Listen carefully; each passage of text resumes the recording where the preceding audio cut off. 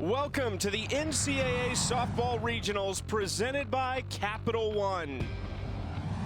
We have reached the final day in Durham. Regional Final Sunday. The stage is set for one of the programs who has won more than almost anyone in the country. Arizona taking on a program in just year 9, Duke, who has quickly become a power in the ACC. Arizona yesterday with a dominant performance in Duke's home building. 10-1 run rule in 5 innings. The Blue Devils came back last night and took care of Marshall in extraordinary fashion themselves. And so here we go. The Blue Devils will need 2 if they want to advance to Super Regionals. Alongside a 3-time national champion, Jenny Dalton-Hill, I'm Chucky Kemp. It all comes down to this, and for Arizona, they just need one of them. This is 2 teams that a year ago were left disappointed on their home fields. Well, and I think both of these teams understand what today really means. If Duke doesn't win number 1, they're going home. Arizona has a chance to just stay solid and powerful and head into the Super Regionals. For an Arizona team who came in losing 3 straight, the bats have really come alive, and Caitlin Lowe has to be happy with what she's seen in 2 games. Well, and the power numbers are down for the Wildcats, but you wouldn't know it with the way they've been swinging it here in regionals. 4 home runs. It was 2 3-run bombs by Grace Jenkins that got Arizona the win over Marshall. And then 2 unlikely heroes with big blasts, Talay Jennings and Jenna Sniffen. Arizona has only 68 team home runs, but they've used the long ball effectively here in Durham. On Duke's side, well, the power of Duke has been on display all season, setting a single season program record this year with 105 home runs. In regionals, they've hit 9, tied with Texas A&M and Florida State for the most home runs by a single team in the postseason. 2 run rule wins with tons of firepower. 1 run rule that went the other way. That one was to Arizona. For Duke, it's win or go home. Duke with a season-low 2 hits in that loss to Arizona yesterday. The fans have arrived, and we are all ready for softball. Will it be Arizona or Duke headed to Supers?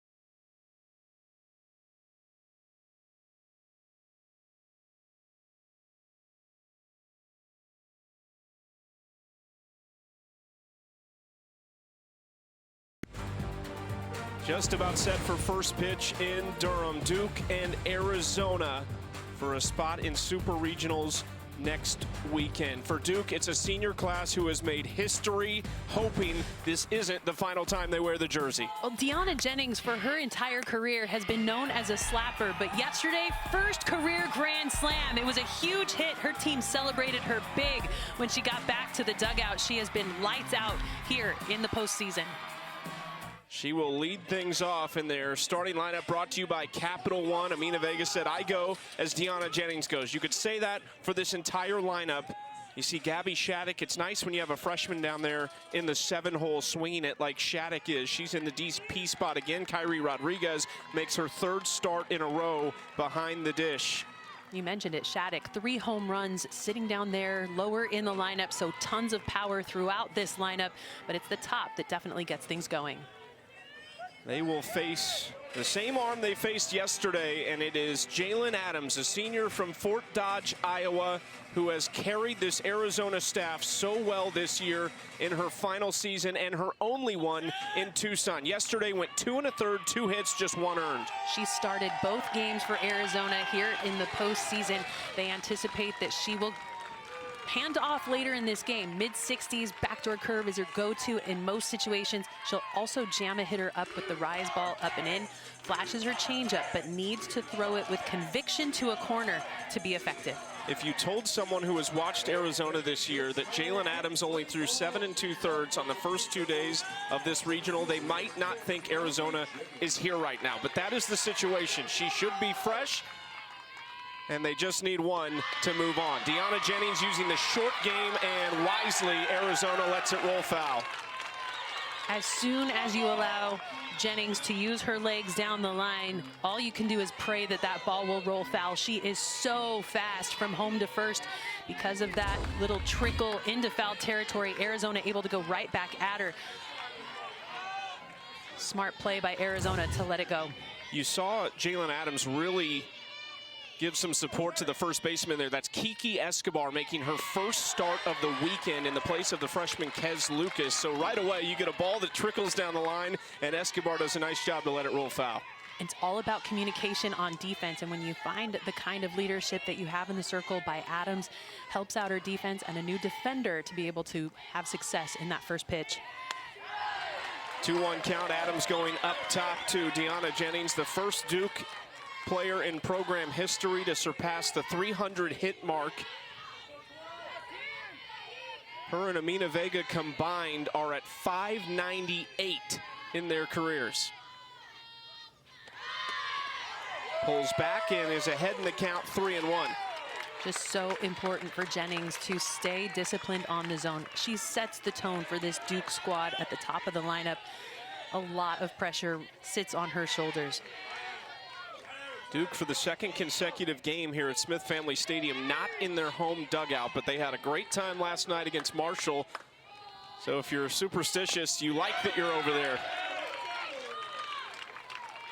Yeah, their head coach, Marissa Young, is not superstitious. She's not just a little stitious, she's superstitious. And so with that, chooses to go back to the dugout where they rallied for a ton of momentum offensively yesterday, trying to hold on to that mojo against Arizona here today. There's something in the air over there. We caught Marissa Young on camera doing a little dance move next to her coaching staff. Looked like she had more fun in that game than she had all season maybe, and they've had some fun. There's out number 1 though for Adams against Jennings. The ball will always find a new defender to the ball game, and with Kiki Escobar over there at first base, nice little ground ball to get things started. Looking for their 4th Super Regional appearance. The loss last year in Game 7 here in Durham to Georgia snapped what would have been 4 straight Super Regional appearances. Of course, in 2024, they reached their first ever Women's College World Series. That is down and away to Amina Vega in the 2-hole. Just 2 hits for Amina on 4 chances because she's walked 4 times.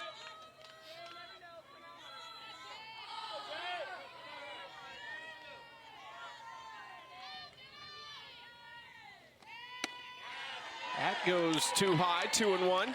You look at the way that Amina Vega has been pitched this week, it all comes down to plate discipline. This year, as a senior, she has become a much smarter hitter. The balls continue to come in. You mentioned it, Chucky, the walks that they are issuing to her. She's a dangerous hitter. Strike 1 in the 2-0 count to Vega.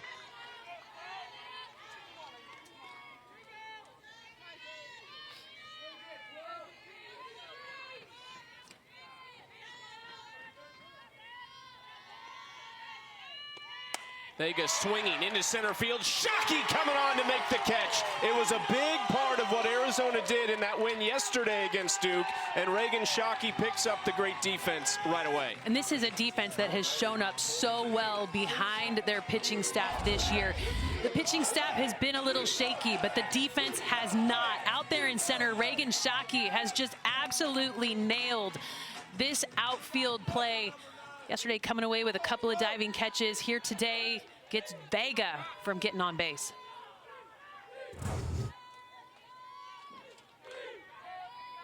Took a minute while Reagan Shockey kind of gathered herself after taking the tumble.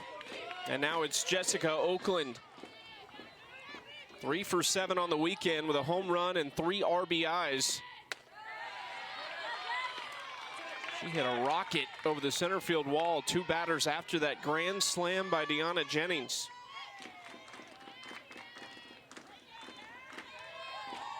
Duke has 3 players with at least 76 hits on the year. Jennings has 84, Vega has 80, and Oakland has 76. Well, there are 5 bats within this Duke lineup that have double-digit home runs. Yesterday, Oakland tagging a big one over the center field wall. Nobody celebrates better than Duke right now with the way that they've been swinging it.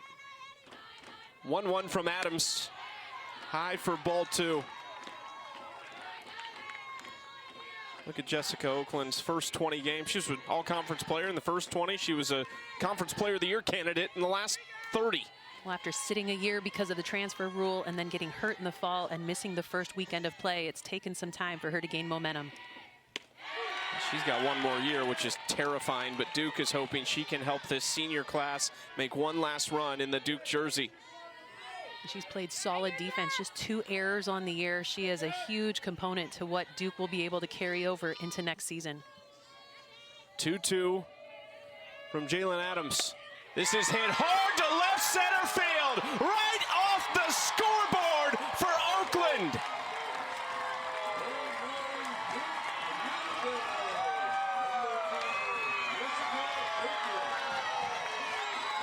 Her second home run in the last 2 games.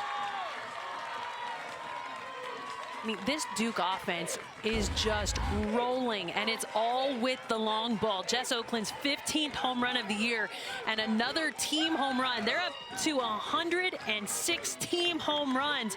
She knew it right off the bat. When you feel it that smooth, you know it's going to be gone.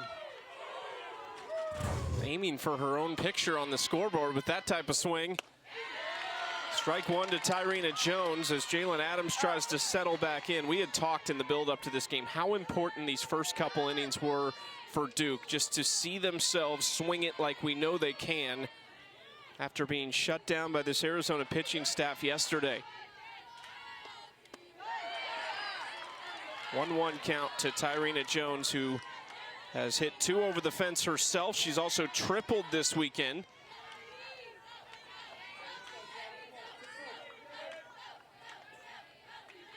Three of her 4 hits have gone for extra bases. Jones, hard hit right at Taylor Beal.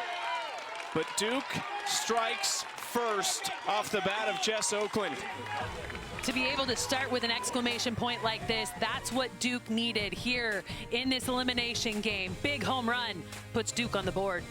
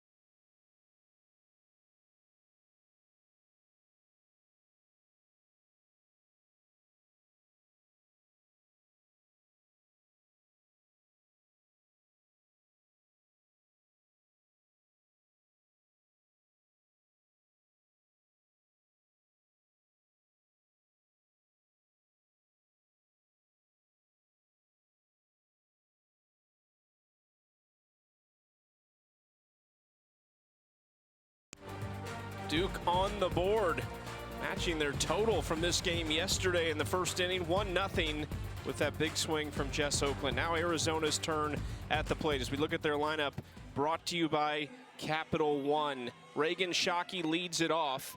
Her 2 hits this weekend both came yesterday. She can really create havoc on the base paths. Well, and she didn't do it by swinging away. Both of those hits have been drag bunts right in front of home plate. So she uses her wheels to be effective and set the tone at the top for Arizona.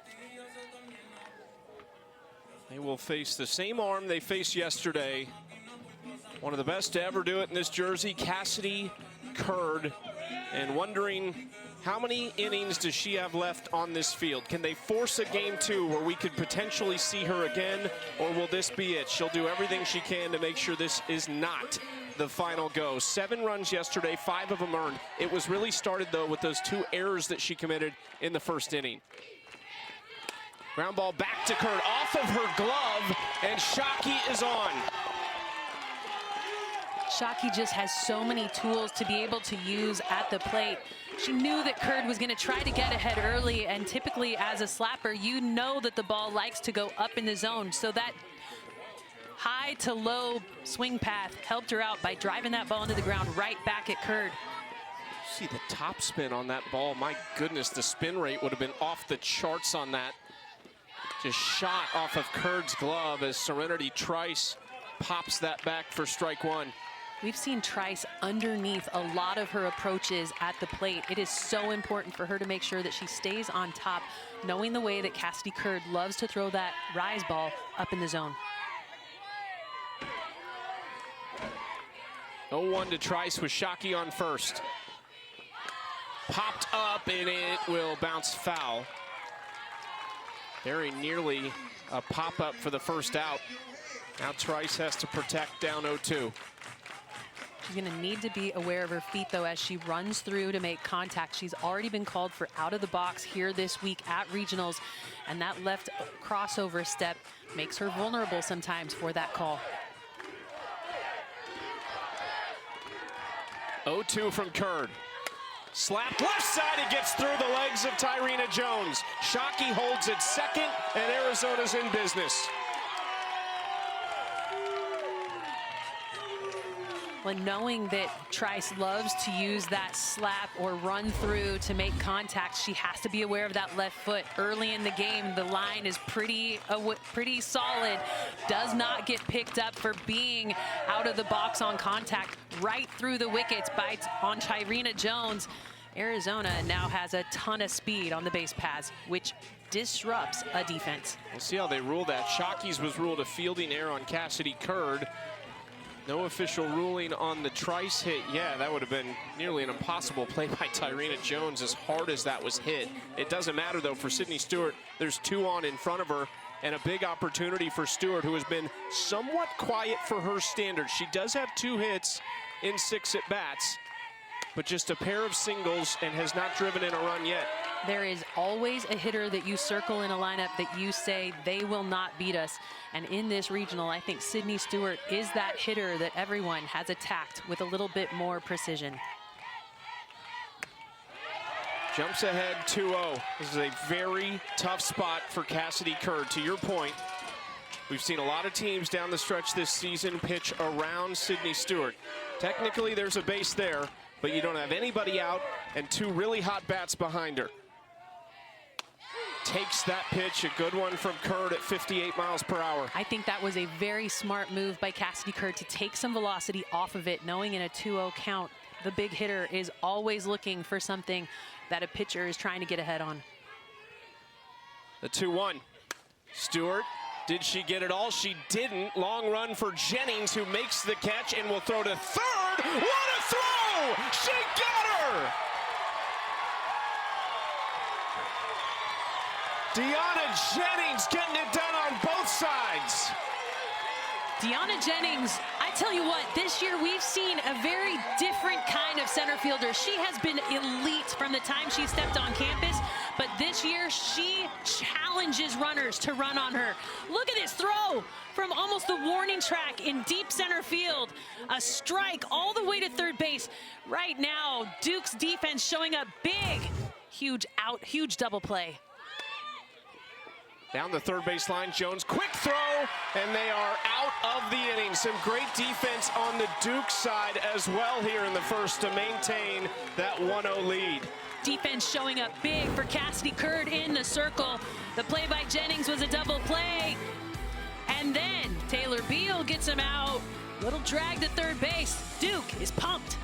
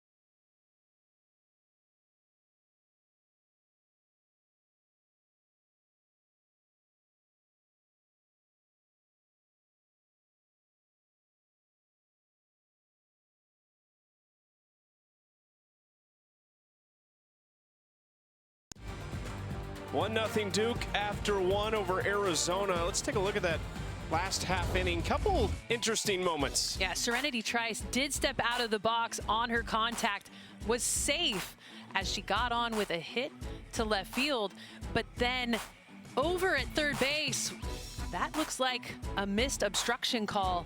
And so with that, Arizona gets out of the inning without being able to score a run, but I think 2 calls maybe missed early on and not challenged. The one out of the box is not a reviewable play. That play at third base, I would have anticipated Lauren Lappin, the third base coach at Arizona, would have challenged, but early on they did not go to it.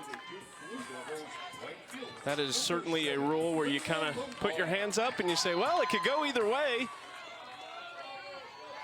But based on what we've been told this year, they might have had a successful opportunity there with a challenge. Nonetheless, it is 1-0, Duke leading Arizona, and with a lot of energy right now for the Duke Blue Devils. Of course, Deanna Jennings, a big part of it with that throw.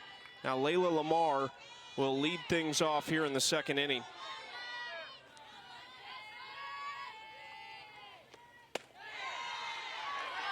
Inside, ball 2.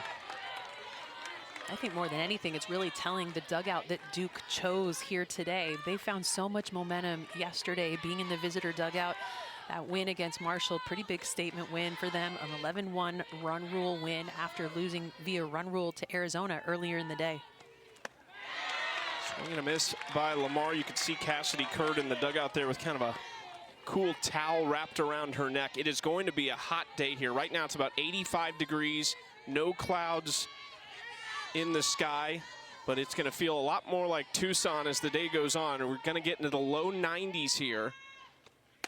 This is hit hard by Lamar into right center field. She's going to take a turn at first, but holds up. It's a leadoff single for Layla. And the kind of production that they've seen from Layla Lamar this season has just been outstanding. The transfer coming over from Florida after only having 17 at-bats last year, pulls the outside pitch to the outfield. Really good job of just hitting it where they aren't.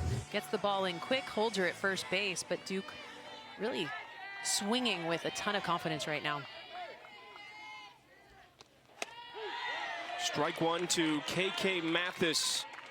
Pair of hits in her 7 at-bats with a walk and a couple runs scored. She's been a great utility option for Duke. We've seen her in the DP role. We've seen her pitch ever since the end of March, and we've seen her in left field this weekend. She did not go around. It's a 1-1 count. On this one, you've got to make sure that you have good breaks. I don't know if that's a good hold, but on the field, it was not called a strike.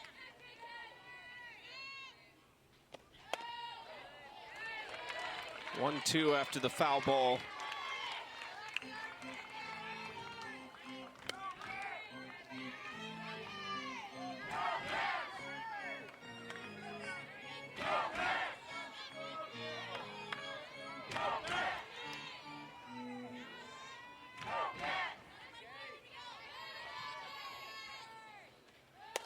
Off speed, Mathis flares it out to right field, and that's down.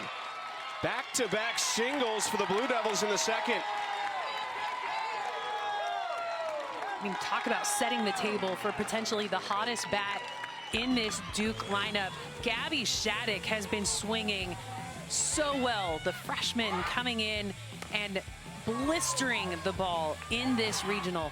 3 home runs in her 5 hits. Impressive campaign in her first postseason. She has come on so strong, has become an everyday starter over the last few weeks. You cannot get her out of the lineup. They pulled her from behind the plate. She has just been DPing these last few games, but look at what she's done in the last dozen games. 548-5 with 8 of her 11 home runs on the season. You know, seeing the ball so well, I think the game has started to slow down for her here at the end of her first season. That was a massive cut. And that's a scary swing because Shattuck was just underneath the contact point. It's going to be up to Adams to continue to make the ball move to miss the barrel of Shattuck. That would still be airborne had she contacted that ball. Out in front, now behind 1-2. What do you need to see from Jalen Adams in these moments? The strikeouts haven't been up like we've seen in the past for her, but in a 1-2 count against this lineup, what do you need right now? You have to make sure that you trust your off speed. If you can disrupt barrels, it's really important this time of year to throw that pitch on the corners because it's easier to adjust to a pitch left middle than it is to try to get something that'll jam you up or get you out in the front.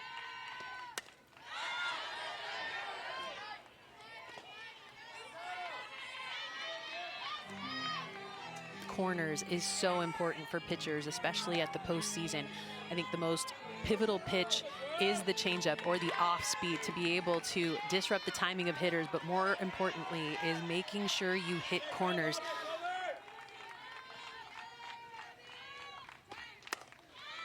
In the air to center, Shockey coming on, Lamar on the base, she stays put. It's a big out number 1 for Jalen Adams in Arizona. When the games wrap up, don't go anywhere. All ACC has you covered with highlights and analysis from across the conference. Catch it on ACC Network, and you can also stream it on the ESPN app.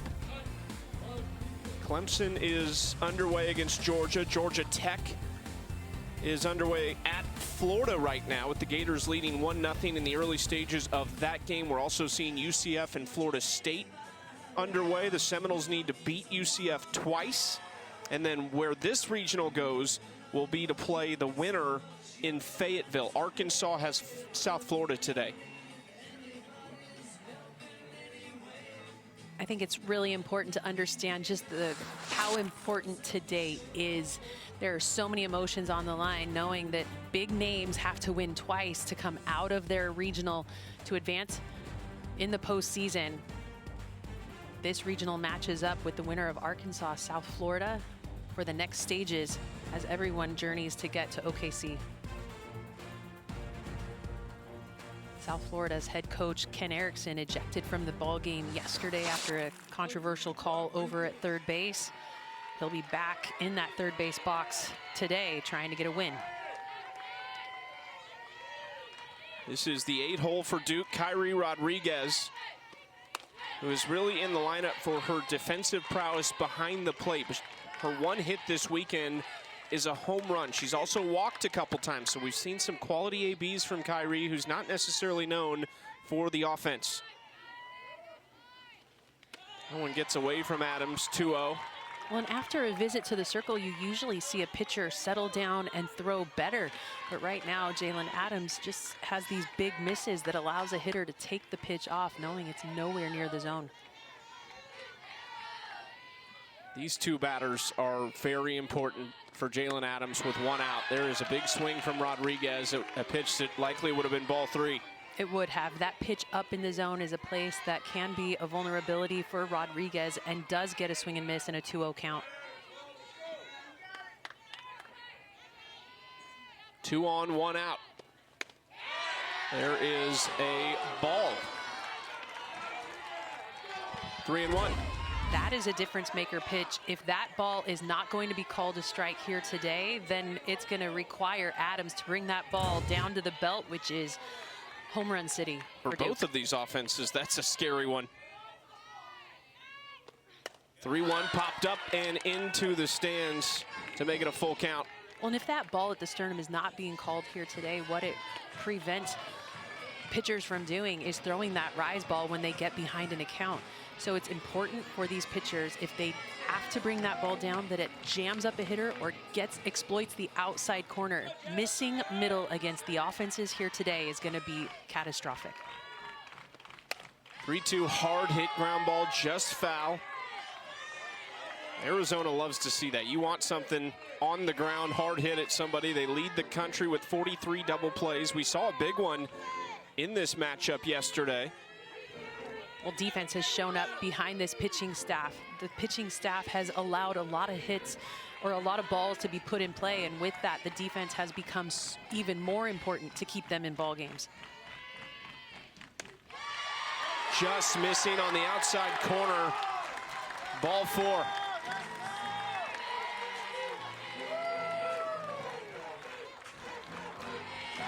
What a spot for the true freshman Jayla Stafford, who is hitless this weekend. 0 for 5 at the plate so far.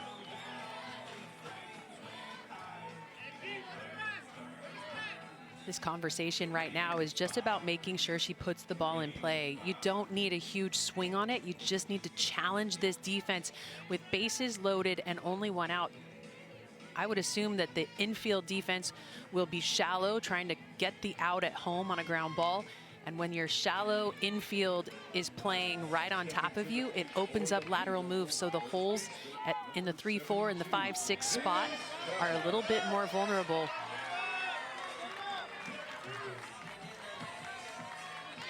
The freshman trying to make her mark on this postseason. Takes strike 1. Good corner by Adams, and it looks as though Arizona is going to play this at double play depth, which makes sense knowing they've turned the most double plays in the country.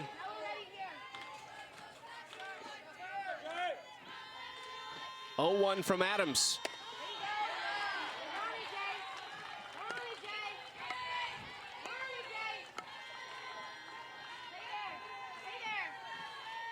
Program record and a nation-leading 43 double plays. They could use one here. Swing and a miss. 1-2 count now for Adams.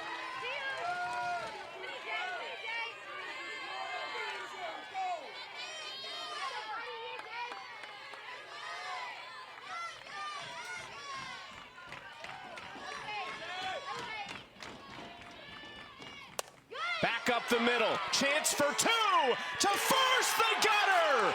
Arizona does it again! We talked about it. The ball is going to be put in play off of these Arizona pitchers, but what does Arizona do best right now? They back them up with solid defense. Taylor Beal, in her senior campaign, coming away with a really nice double play to eliminate the threat. And Jalen Adams, pretty excited to get out of that jam.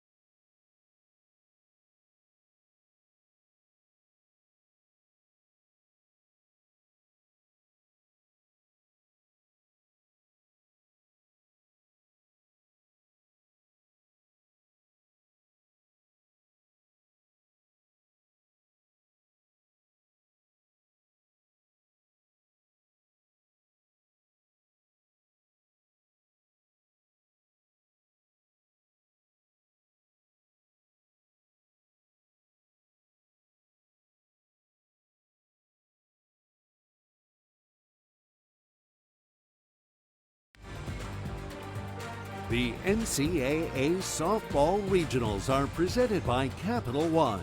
What's in your wallet? Yeah, that was Duke head coach Marissa Young dancing in the dugout last night. She was laughing it up with her teammates, joking with Tyrena Jones when she was having a sandwich sitting next to her as they were defeating Marshall. And Duke off to a good start, 1-0. They've already topped their hits total from yesterday as well, but they are one of 3 national seeds who have to win twice today. Well, and the crazy thing is, those 3 teams are actually the teams that have hit the most home runs in the postseason. So all 3 of them facing elimination, but have been swinging the bat with a ton of power. Inning number 2 for Cassidy Curd. It's Jenkins, Jennings, Sniffen. All have homered this weekend for Arizona. Falls behind 2-0.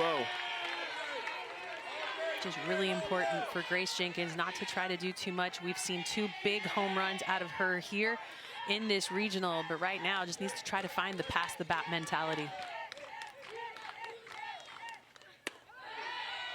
Does not catch the top of the zone. I heard the strike call, but it's actually a 3-0 count. I thought I heard strike as well, but if that pitch is not called, it was not called on the other side either. So being very consistent at the top of the zone behind the plate.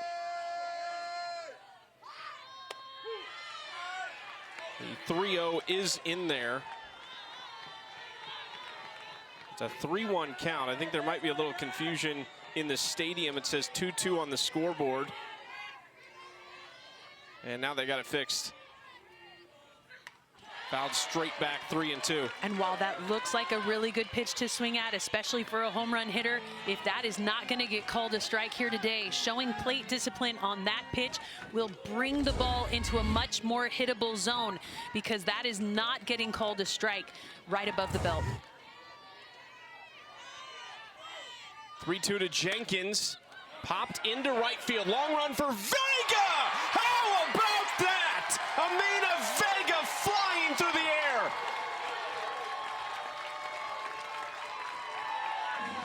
Amina Vega has been amazing since her freshman season, but what you're seeing in her senior campaign is just the ability to track things with confidence. Calling this pitch, calling the hit, letting her right fielder Layla Lamar know that she is going to lay out for this one so she doesn't stay vulnerable, and keeping it in the glove even after hitting hard. Cassidy Curd pretty fired up for that one. Cassidy Curd's seen that one play out before and knows the result. 4 years in this jersey together, along with Deanna Jennings in the outfield. Amina Vega has just been automatic since she stepped on campus.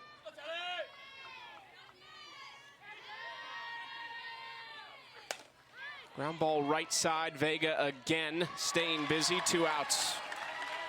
Just so calm and composed at second base. I think the best part about her defense is her first step. She anticipates so well off the barrel, which makes her just give her the chance to chase down a ton of balls for outs. That is 2 hot bats retired in Grace Jenkins and Telle Jennings. Now 2 outs for Jenna Sniffen. You know that swing yesterday for Jenna Sniffen felt good. She had struggled to get the results. A lot of good at bats in the last dozen games, but the hits weren't coming. Now only 1 hit since April 12th. And her last home run was back April 5th against Iowa State. Her head coach, Caitlin Lowe, said that she's been squaring up a lot of balls, but they've been going right at defenders. And so you know that was a big day for her to be able to break through and get those hits. Marissa Young out of the dugout, wants to talk to her senior pitcher.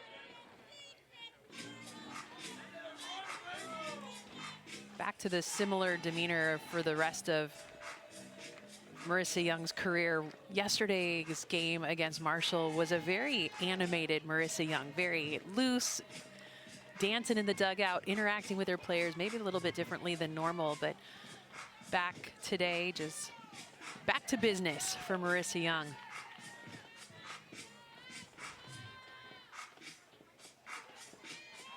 And it wasn't that she was super fiery one way or the other. She was just like giving them looseness, which is Different than kind of stressing them out or showing some real intensity. She was like, hey, we're doing what we love to do.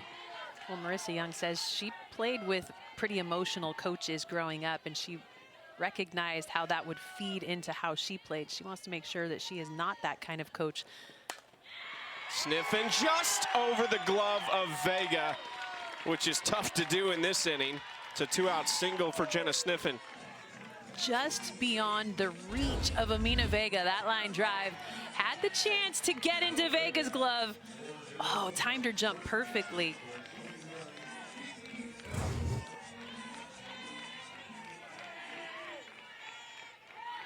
Here is Kiki Escobar. Slaps it left side, slow roller off the glove of Jones, and both runners are safe. And with Escobar joining the lineup for the first time here in the postseason, all the defenders were looking at their defense cards to figure out where they needed to shift to play Escobar in the box. First pitch swinging helped her out, I think, to be successful, as everyone was still trying to settle into their defensive spot. Arizona is thinking about making a change on the base paths, realizing Jenna Sniffen is now in scoring position. They're going to go to a Tucson native, Molly Daly, a true freshman, to run out at second base.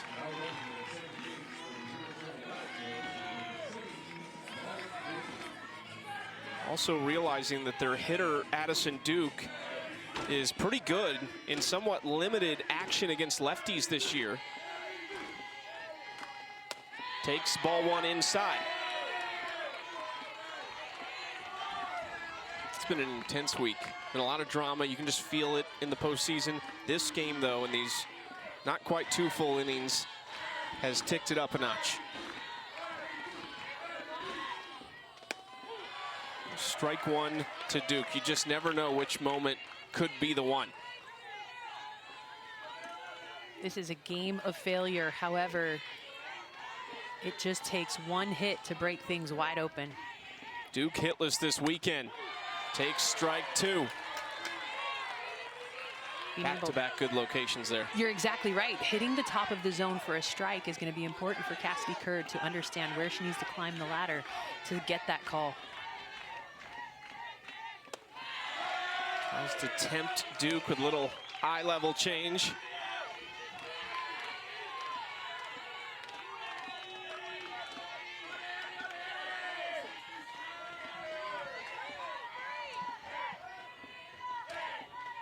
Two-two count for the senior Curd. Ground ball left side, that's gonna get through. Here comes Daly from second. The throw, not in time. And Arizona is gonna advance another base to put 2 more in scoring position. The pinch runner pays off because Jenna Sniffen might not have scored in that situation. You're right, and we talk about how this is such a game of failure. Addison Duke, her first hit of the postseason, exploits the 5-6 hole past the diving Jess Oakland. And I think you're right, Chucky, without that pinch runner, I don't know that Arizona is able to plate that run.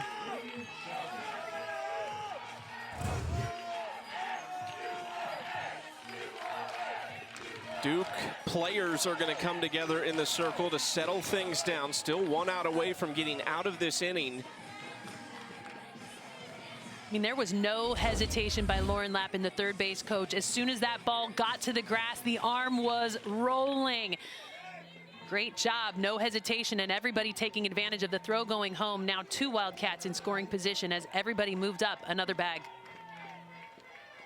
The most underrated part of that play is the Duke shortstop, Jess Oakland, backing up the throw to Tyrena Jones, because if that goes into left field, there's a good chance that Kiki Escobar's coming home. You're not wrong, Chucky. Backup is so important. So this throw gets away, but look at the backup positioning of the shortstop.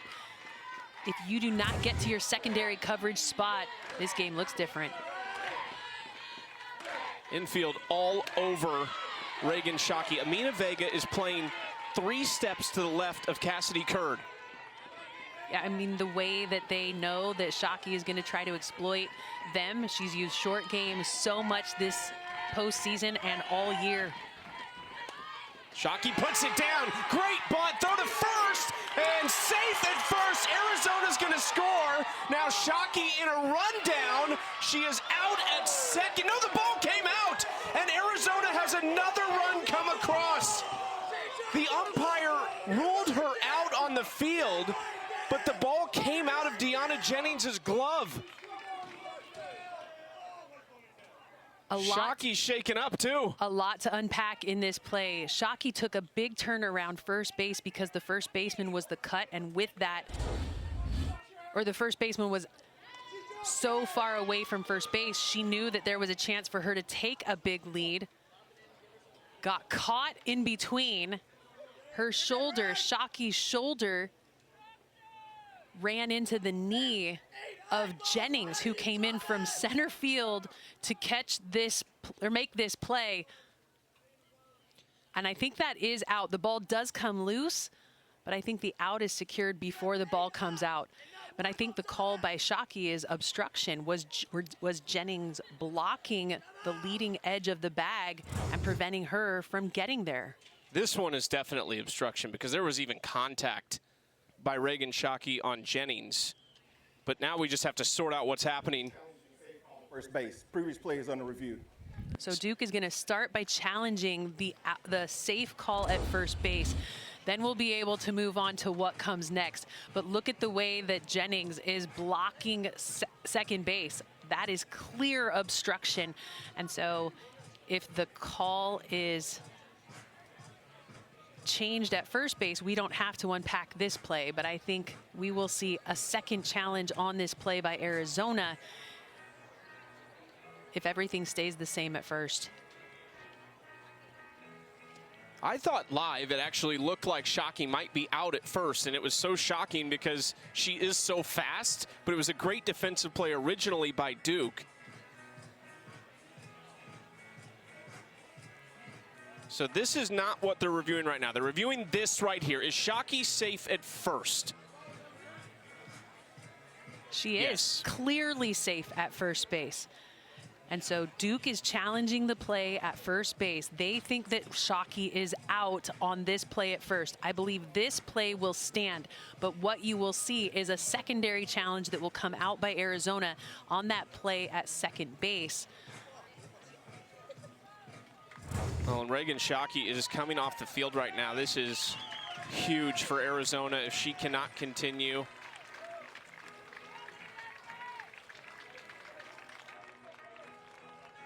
If this continues on, the result of this play is likely going to be that Shockey was safe at first, there was obstruction at second, and 2 runs have come across to score. So in the end, what will likely be done is this will be a 3-1 Arizona lead with a runner on second base and 2 outs. After further review, the ruling on the field is confirmed. The runner is safe at first base. That is Duke's first challenge. They have 1 remaining. And now here comes Caitlin Lowe out of the dugout to talk to the umpires as well. And this is going to be the obstruction challenge at second base, as you talked about.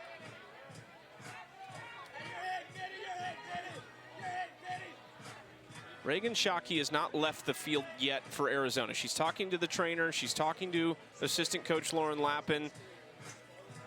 She's just trying to feel it out. And you know this is a tough kid. She wants to be a part of this, was a part of really, she's a junior, but she was a part of kind of the trio of leaders that got this team together at the beginning and pushed them all in the same direction, along with Taylor Beal and Sydney Stewart.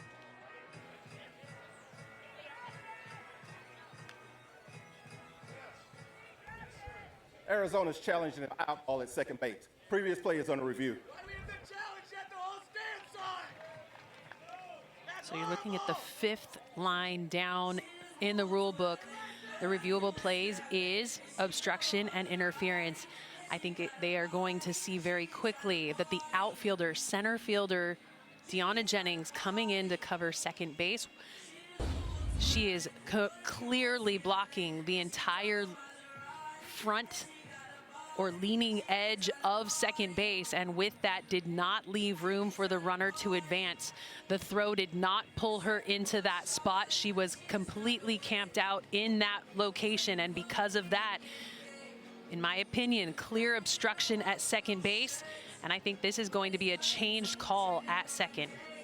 The other part of this is that she doesn't have the ball soon enough, so it's not an out despite what happened. She didn't have the ball yet, so she actually is in Shockey's way without possession. This is the Arizona's second run coming across as things are developing out at second base.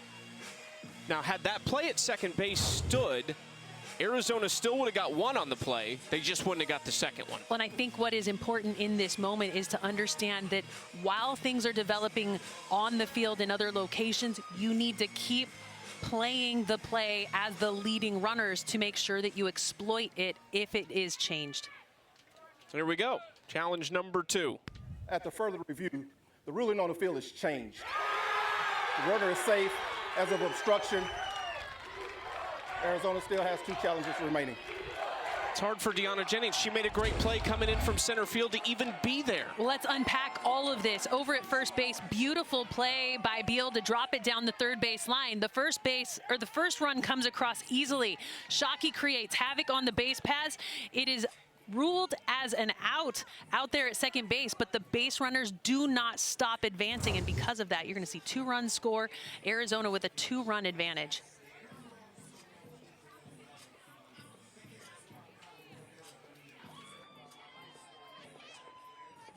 So Duke is down to 1 challenge. Arizona still retains both of them. There is a runner at second base right now for the Wildcats, and there are 2 outs.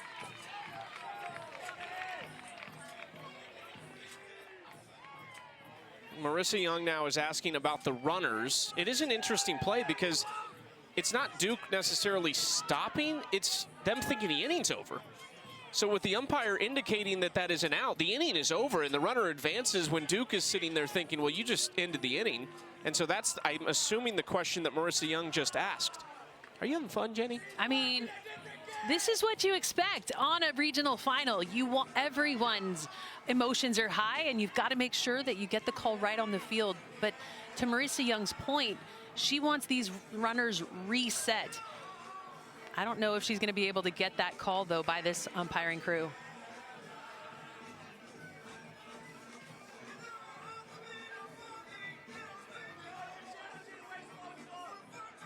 Now the umpires are going to go potentially look at this.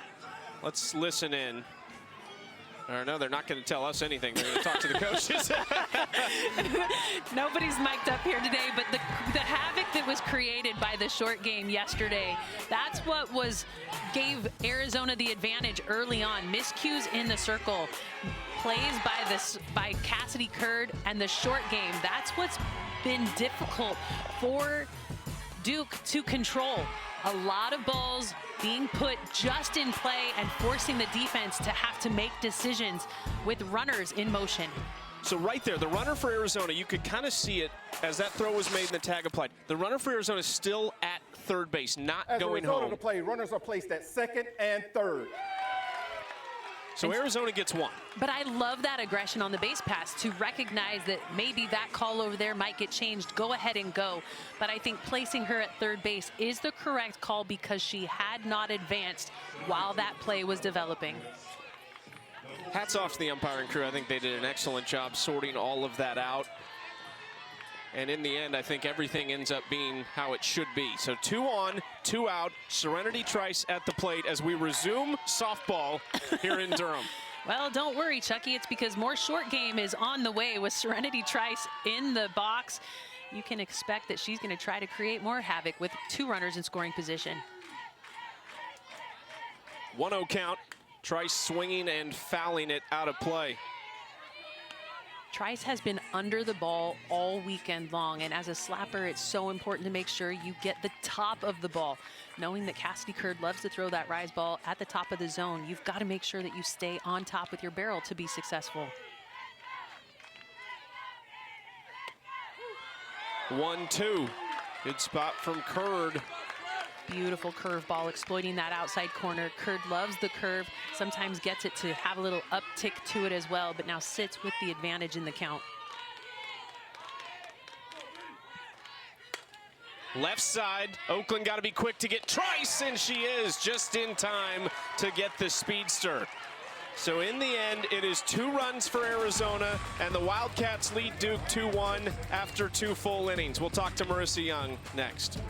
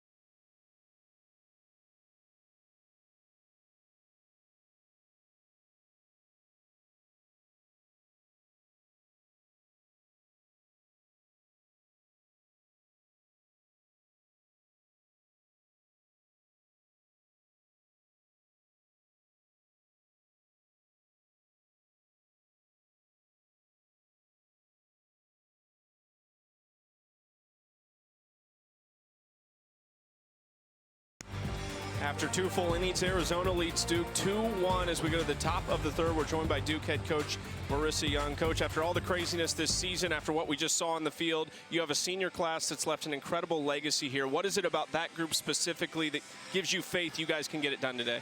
They're fighters, they're resilient, and they really like to show up when things are tough. Well, and Cassidy Curd has been so good in the circle. We know that Arizona's going to use that short game. What's the message to your defense?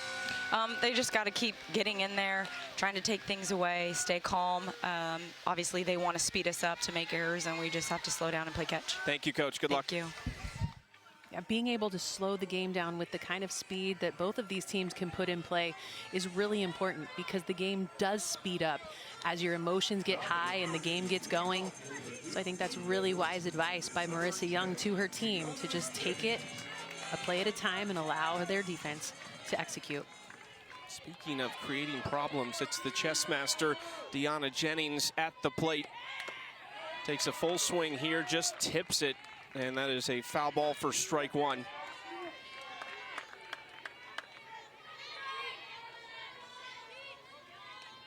I mean, the potential for short game is back in play, and so because of that, the left side of the field will play in, the right side will play back because of the way that Jennings has been swinging with power to her pull side. Bounced in by Adams, ball 1. Deanna Jennings, a senior from Houston, Texas, went to North Shore Senior High School. 4th-year starter in center field. Going to go down as one of, if not the best hitter in this program's history when it comes to hits and average. It's in there for strike 2. She talked about just the evolution of Duke softball, them coming together, a lot of players from different backgrounds. That's what makes this program what it is. Left side pulled in, right side stays back, respecting the speed and power that Jennings has shown as of late. Tips too far inside for ball 2. These are big misses for Jalen Adams. I think that's the part that is different right now. Cassidy Curd for Duke has been able to manipulate her ball around the zone with much more believable pitches, where Jalen Adams is missing pretty big around the zone. foul ball, and something came off of Jennings. It was the arm guard on her back arm. I mean, we've just seen the way of the power that Jennings has been able to utilize since that freshman year when she was exposed for being out of the box as a slapper. This season, 6 home runs.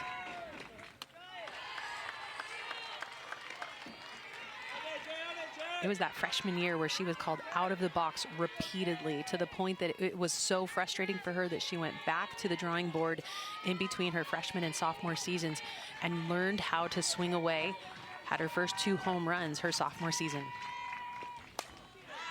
In the air, shallow center, long run for Shockey, not going to get there. Beal was also onto it as Jennings fell down and has to scamper back to first base at the delight of her teammates in the dugout watching. Like, there's no other word to explain that. Scamper is exactly what happened. She slipped as she took a very large turn around first base, found herself vulnerable on a really hard throw being brought back into the infield. So with that slip, then became a 2-year-old getting back to the bag.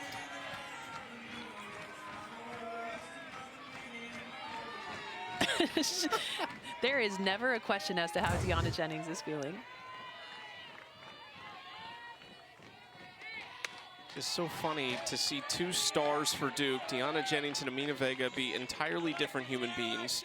You would never know that Deanna Jennings is potentially staring down the final 5 innings of her Duke career, but she will play with that attitude until the very end in order to make sure this is not the final 5 innings. Well, and I think that's the unique part about this Duke lineup is while they are so good at the top and with the power that Oakland has been able to swing this year, these 3 have been able to do so in such different ways in terms of personality this season.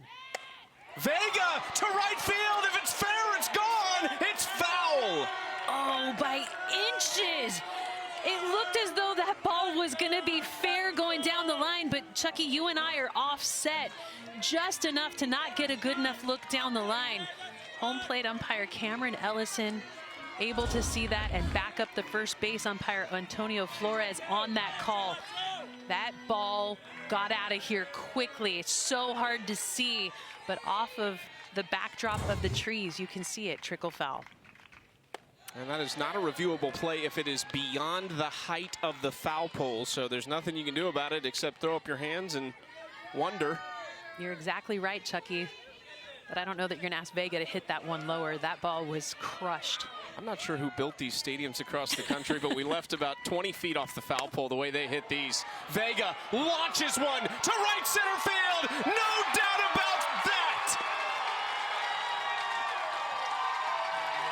A 2-run shot for Amina Vega, bringing her just 1 shy of tying Anna Gold's career home run record.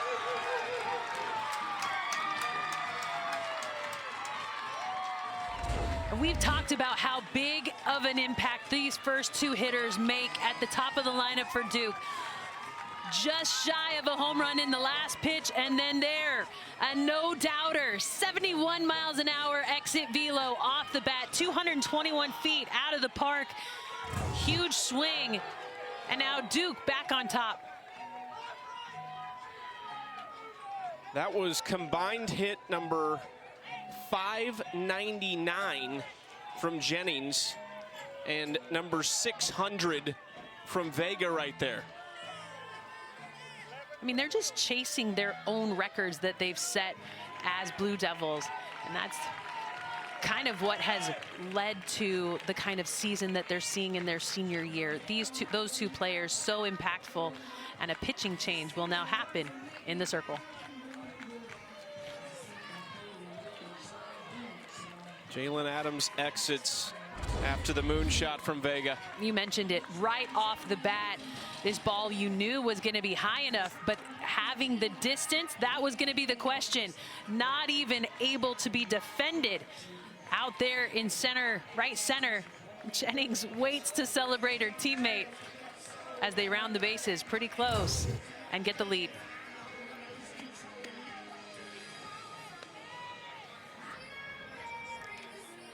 That is now a 3-2 lead for Duke, and had Marissa Young not questioned the runner last inning for Arizona coming home after Duke believed the final out was recorded, this would be a tie game, but instead the Blue Devils find themselves in front as Jalen Adams takes a seat. 2+ innings, 5 hits, 3 earned. Keep an eye on Adams, though. Maybe not the last time we see her in this game, but I also think it's important to note she would likely start game 2 as well. And I think this was the plan you and I expected, Chucky, knowing that Adams has been the arm that has carried the Wildcats all season long. They now give way to a different pitcher, but with Adams being the starter, she can re-enter later in this ball game. But we will see Janae Berry enter the circle, and her best pitch, the changeup. And because of the changeup, she got some great defense behind her to get herself out of a bases-loaded jam. And then using that mix of speeds kept Duke off balance the rest of the game. There's the off-speed right there inside to Oakland. This is the 3rd appearance for Berry this weekend. 3 2/3, no hits, no runs, 2 walks. That's what she did yesterday against Duke.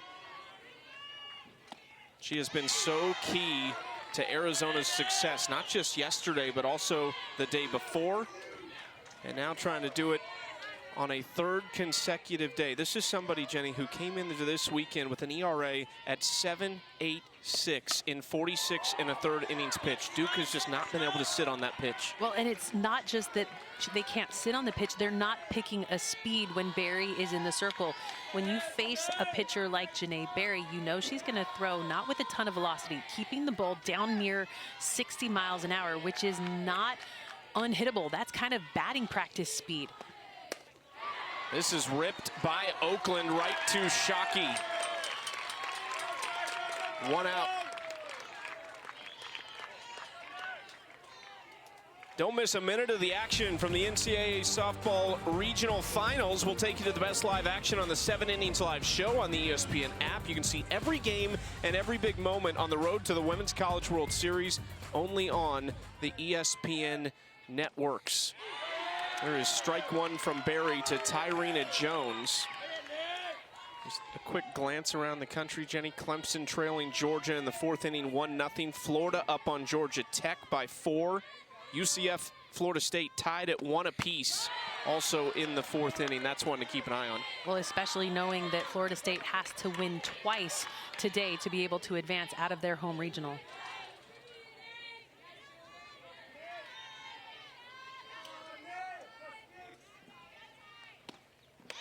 Look at that from Berry, just freezing Jones, strike 2. It's dirty. It is so hard to be able to hold up.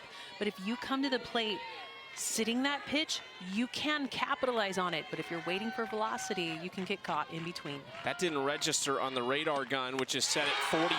That one did at 62. And give a ton of credit to their pitching coach, Christian Conrad, in his 3rd year. He has called a great game with Janae Berry out there. Janae Berry has just been impressive with the way that she's able to manipulate her speeds and keep Duke off balance. We saw a lot of double clutches, a lot of second guessing on the changeup, but there, a rise ball way out of the zone gets a free swinging Jones for the first strikeout of the game for Arizona.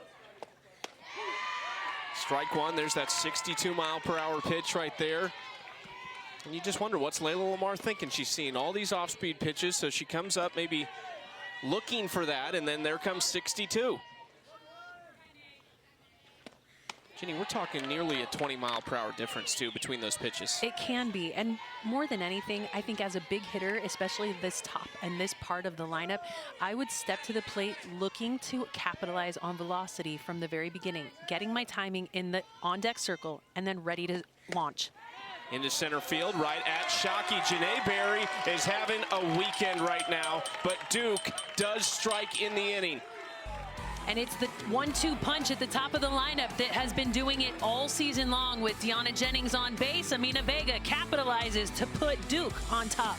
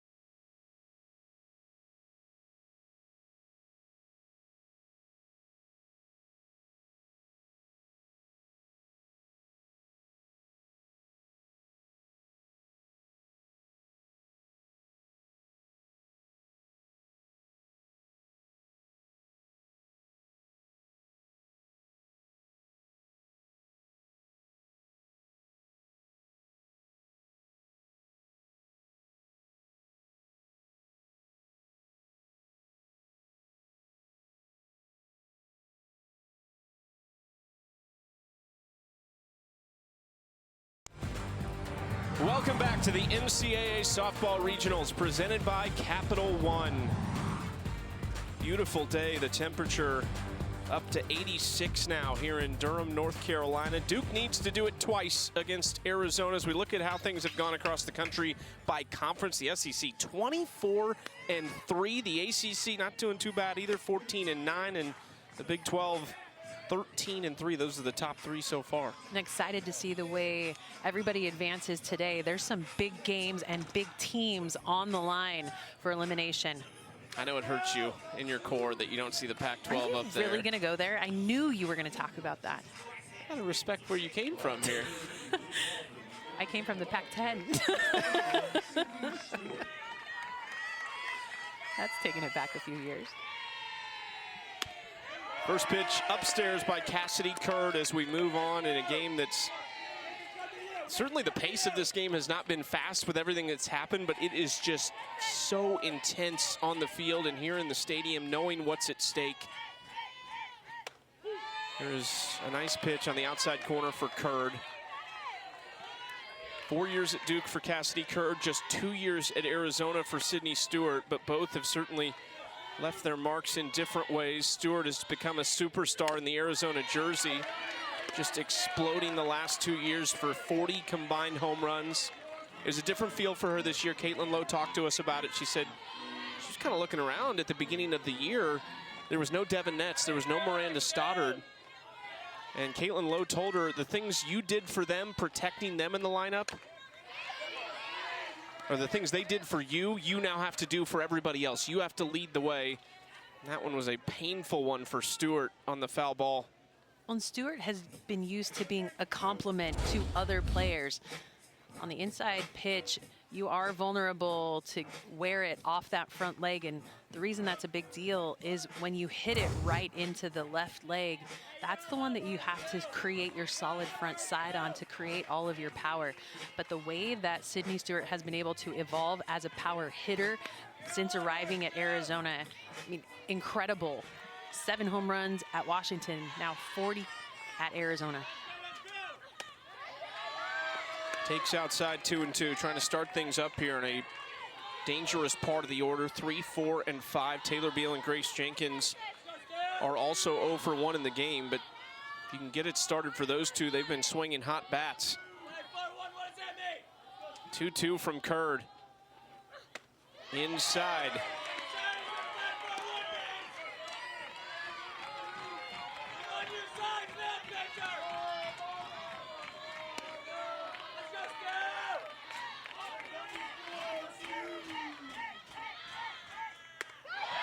Ball 4, Stewart fired up to lead it off with a walk. First walkout issued by Cassidy Curd in this ball game, and I think it's not a bad walk. You don't want to give a good pitch to a hitter who is due. Right now, Sydney Stewart just 2 for 6 coming into today, has not put a big charge into anything in this regional.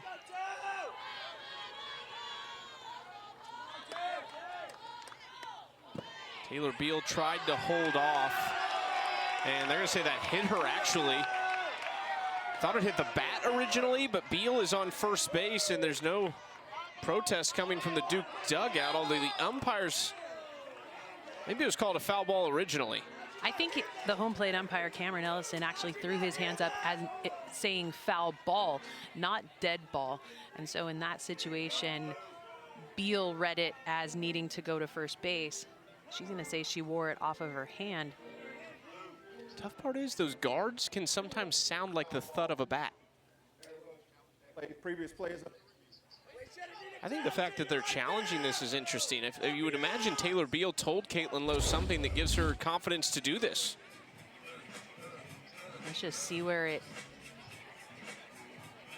Ooh, that's a foul ball, well, isn't it? Your hands are part of the bat, and so as you offer at that pitch, that is a foul ball. So does it touch part of Beal's body? Yes, it does, but at the same time, when you offer at a pitch, your hands are vulnerable to be part of a foul ball, and I think that's exactly what happened here.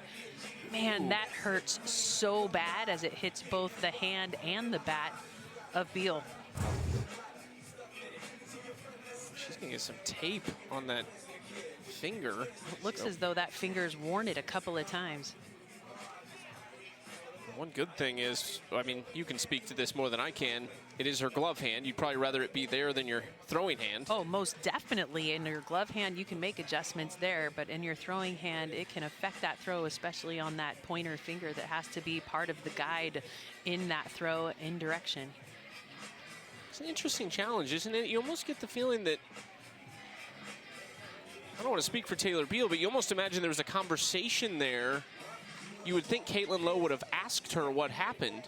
Well, and maybe the conversation is, I held up, I didn't offer at the pitch, but when you leave yourself out over the plate, yes, you may have held up, but with the barrel in a zone that can contact the ball, I don't know that this is a situation that you're going to see a change. On the field, it is a foul ball. I think it will stay a foul ball and be a strike on Taylor Beal.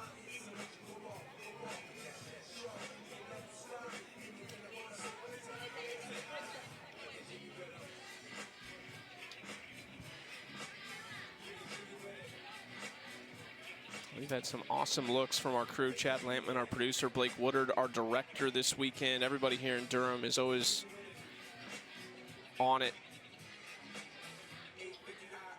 And we await the call here on Taylor Beal. Remember, Sydney Stewart's already on first with a leadoff walk. There's nobody out here in the third as Arizona tries to respond. And let's hear what the call is. After further review, ruling on the field has changed. We have a hit by pitch.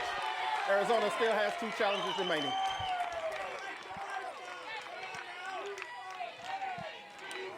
So they're saying it hit that finger is what they saw.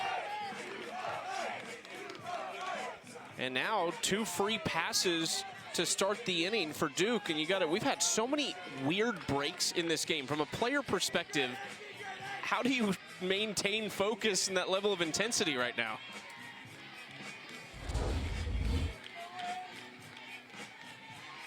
Chucky, I'm not going to lie, I'm a little bit taken back that that call was changed. Did it hit her finger? Yes, that was never in question, but by being part of the bat on that attempt at the plate, there is no question, it did hit her finger. Well, now it's Grace Jenkins with 2 on. That one gets away. It actually got a piece of Cameron Ellison, the home plate umpire, and there's 2 in scoring position for Jenkins. And we've seen her in this spot before, Jenny, and it's resulted in 2 3-run home runs this weekend. Well, and in this situation, Kyrie Rodriguez doesn't get enough of this one to protect her home plate umpire. Cameron Ellison wears a pitch of his own in the very next pitch coming from Cassidy Curd. Totally unintentional. That is not a dirty play made by Kyrie Rodriguez. It just was a ball in the dirt that got away from Rodriguez, but they give a chance for Ellison to walk it off.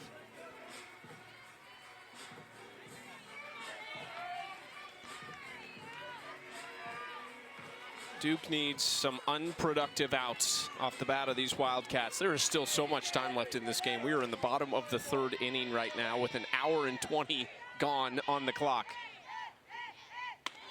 That one also gets away from Curd. 2-0. Can the lefty dial it in right now against Grace Jenkins?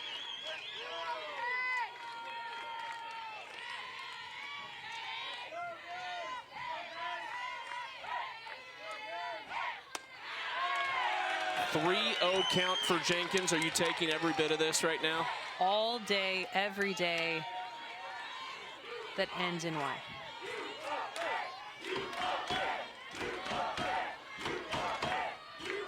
.30. She walks on 4 pitches, and here comes Telle Jennings, who has had main character energy this weekend.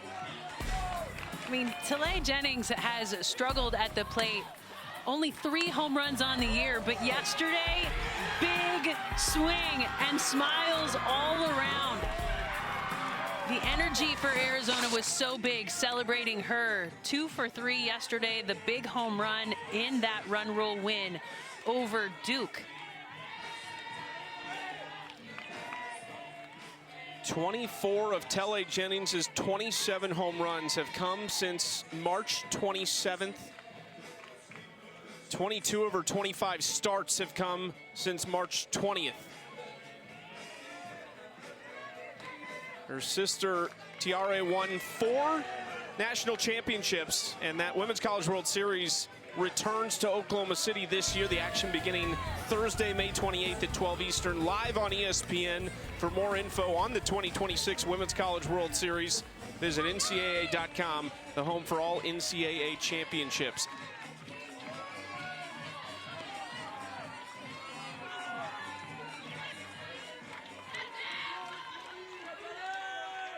Bases juiced for Telle Jennings.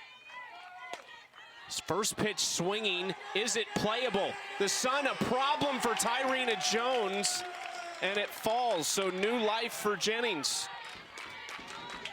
Now that right there is unexpected. There's the 2 Jennings sisters. One a 4-time national champion, the other one looking to be this year. Tiare was there with Oklahoma on that staff for Patty Gasso when OU went out to Arizona on opening weekend. That's the thing about this Arizona team. They're not probably as dominant as they were last year. There's not the feeling that they've got quite as much talent, losing the Big 12 Player of the Year, Devin Netz and Miranda Stoddard, but they have big-time wins this year. 1-2 count.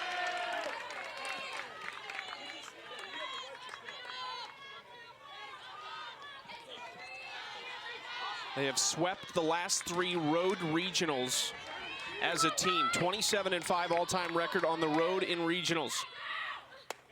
Curd misses low, 2-2. Jennings fighting back just like we saw Sydney Stewart to start this inning.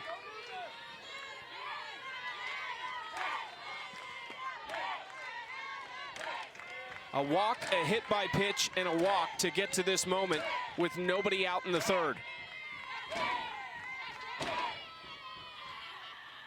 Swing and a miss. Cassidy Curd comes up big with her 597th career strikeout.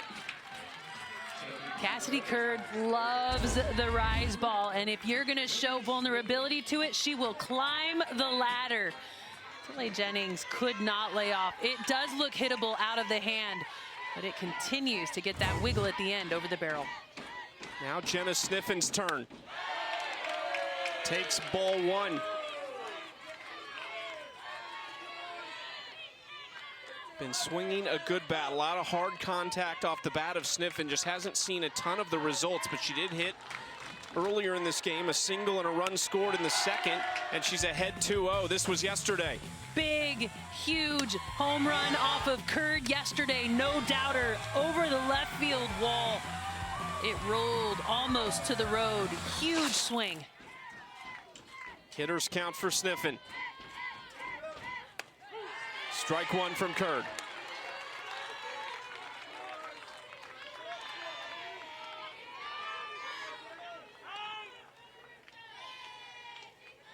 Jenna Sniffen has a hit in her last 2 at-bats. Yesterday in the 6th inning against Duke, and then today in the 2nd. Trying to make it 3 consecutive hits.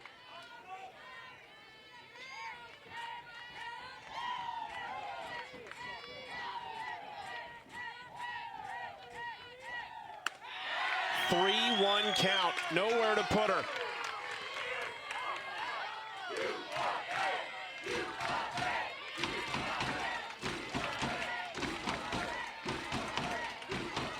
Curd versus Sniffen. Marissa Young is maybe going to make a change right here. Adeline Matthews is going to come out of the dugout and go to left field for KK Mathis. And so the likely result will eventually be Mathis coming in to pitch. The question is, will it occur now? I have not seen Mathis down in the bullpen warming. I think that's where Mathis will go now, and Curd needs to get through this AB.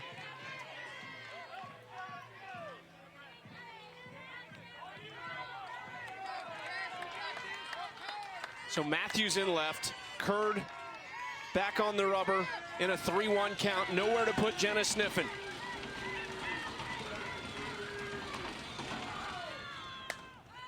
Sniffen fouls it off, and the count is full. good pitch to swing at. You have to be disciplined on the ball above the belt. It has not been called at the sternum today, so being disciplined on that ball up in the zone, even as a home run hitter, will give you a run. Do not want to pop up in this situation. 3-2. Outside, ball 4, and we're tied at 3. 3 walks in this inning and a hit by pitch. That is the difference. 4 free passes evens this ball game. We've seen her walks elevate this year, year over year, and this season being leaned on heavily as the workhorse. Into right field, long run for Lamar, who makes the catch, but Beal tags from third and scores. The lead changes keep coming. Arizona with another 2 spot here in the third. And to execute in that situation, you cannot put a ball easily into the infield. You've got to drive it deep. And with the outfield playing pretty shallow, it's a nice little sac fly poke by Kiki Escobar. Taylor Beal able to tag up easily to plate another run. Addison Duke had an RBI single her first time at the plate. Base hit here would add another. Fouls that straight back just under that first pitch from Curd.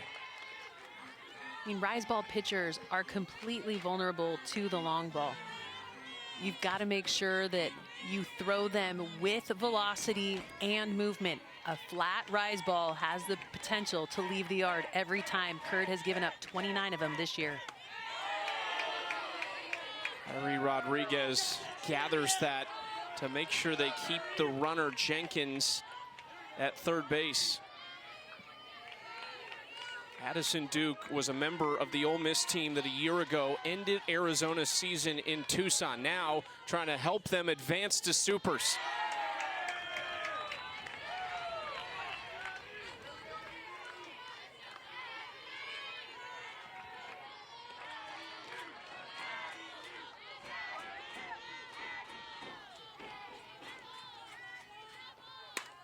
Duke to right field, underneath it, Lamar back and makes the catch.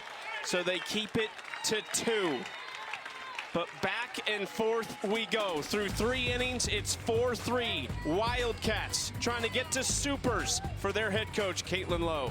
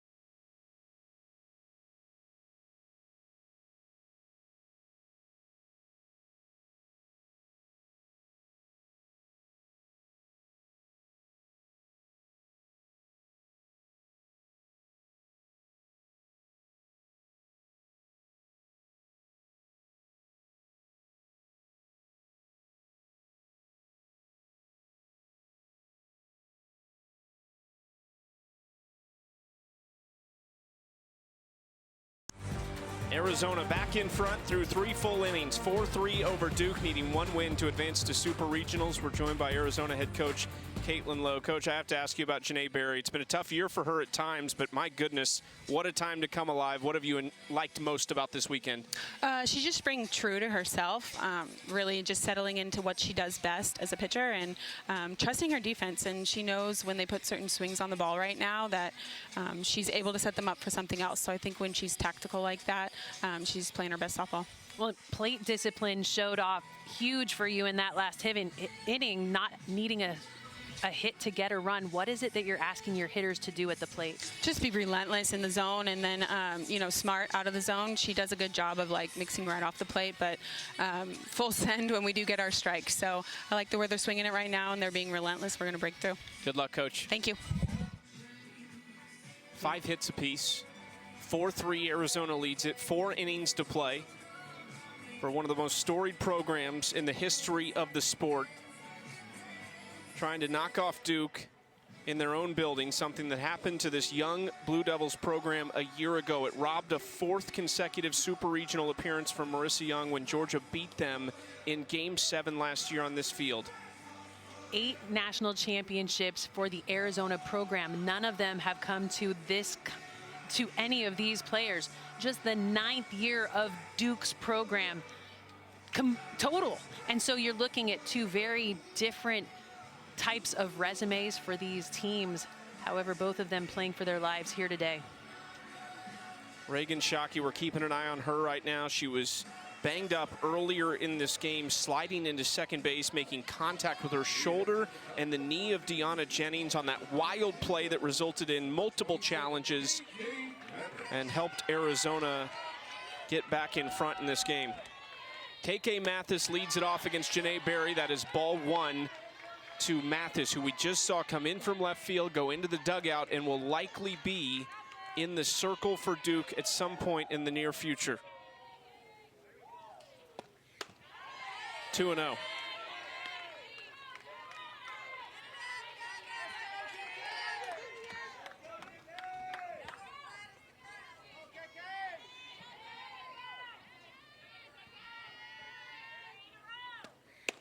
There is strike 1 from Janae Berry, whose sister Jade is trying to come from the other side of things in this regional final Sunday. She plays at Stanford. They need to beat Oklahoma State twice.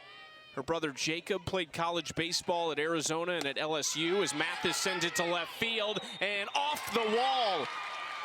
Quick throw in from Duke will hold Mathis at first, but it's a loud leadoff single. Back-to-back hits for KK Mathis. First time went oppo in this one. Nice little pull all the way to the wall. 1 hop off the wall, and with that, coasting easily for a single. It gets in, it's off the wall, not even a 1 hopper to the wall. A couple of feet away from leaving the yard. Gabby Shattuck out in front, right to Serenity Trice, and that's what Berry can do to you, because that is one of the toughest outs this weekend in Gabby Shattuck.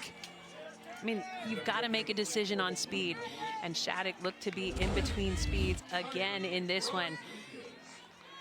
Nice little changeup or off speed, check swing, pop out.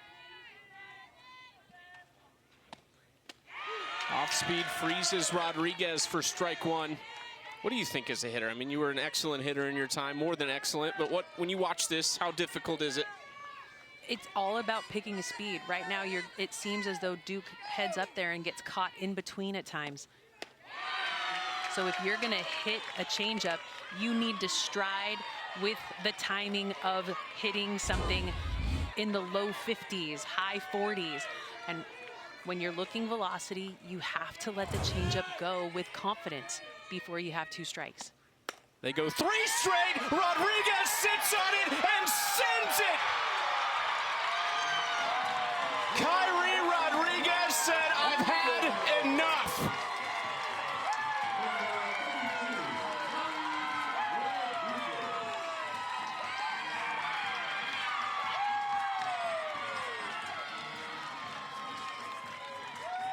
It is always a roll of the dice when you go with back-to-back-to-back changeups. That ball high in the zone, sitting back on it, she had to hold up her swing and then give enough of her own juice to get it out of the yard. Kyrie Rodriguez's 7th home run of the year after going hitless in her last 2 games.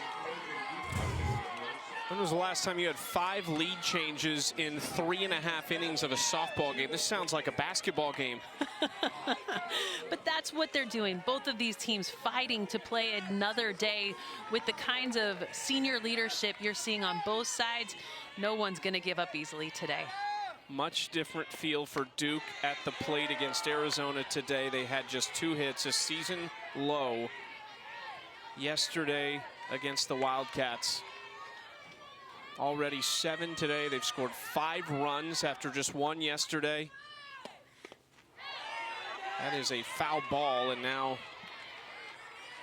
the batter, Jada Baker, who has entered this game for Jayla Stafford, is behind 0-2. Marissa Young is not in her normal spot in the dugout. She's down in the bullpen right now. Yeah, she knows that that's where this ball game is going to be won or lost, is making sure she makes the right change in the circle. There is no doubt that none of these coaches or players are thinking about a potential game 2. But when you sit here and think about the possibility of it, it is a total toss-up of what we might see in the circle for these 2 teams. For both of them, there's going to be some big decisions to be made still in this game and then potentially in a game 2. Once you get beyond the starter or the ace that we've seen both of these programs have, that's where the chess match begins, because I don't know that anybody really goes the distance after you relieve the starter. I think it becomes a mismatch of everyone and all hands on deck. This is high to left field for Duke. There are 2 outs. Miss hits, fly balls, disrupt timing. That's exactly what Janae Berry does in the circle. She confidently went with 3 changeups in a row against Kyrie Rodriguez, but Rodriguez had seen that speed enough to make an adjustment. Top of the order, Deanna Jennings to right field. See you later.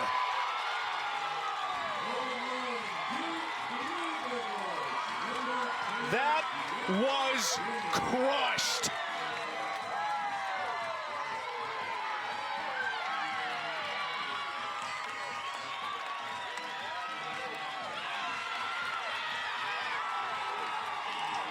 Deanna Jennings is a postseason hero.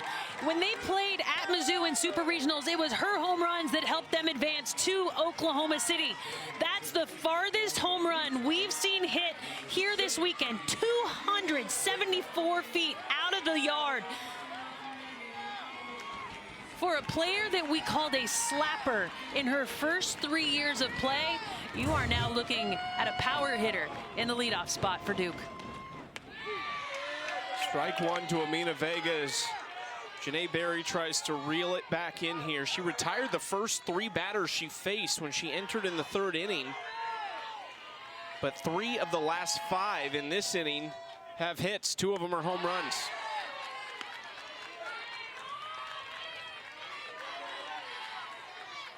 Deanna Jennings this weekend has 8 hits, 2 home runs, 5 RBIs. She's scored 4 runs. She's made tremendous defensive plays with her arm. 2-1 count to Vega. And they are just never done with 2 outs, 13 runs scored this weekend.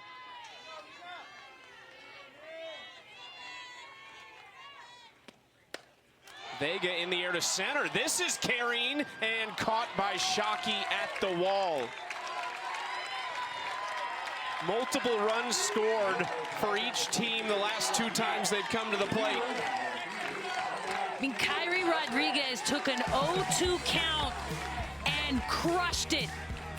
She was on time with the changeup because she'd already seen it twice. Deanna Jennings, though, lead off, 0-0 count, 274, biggest home run we've seen this weekend.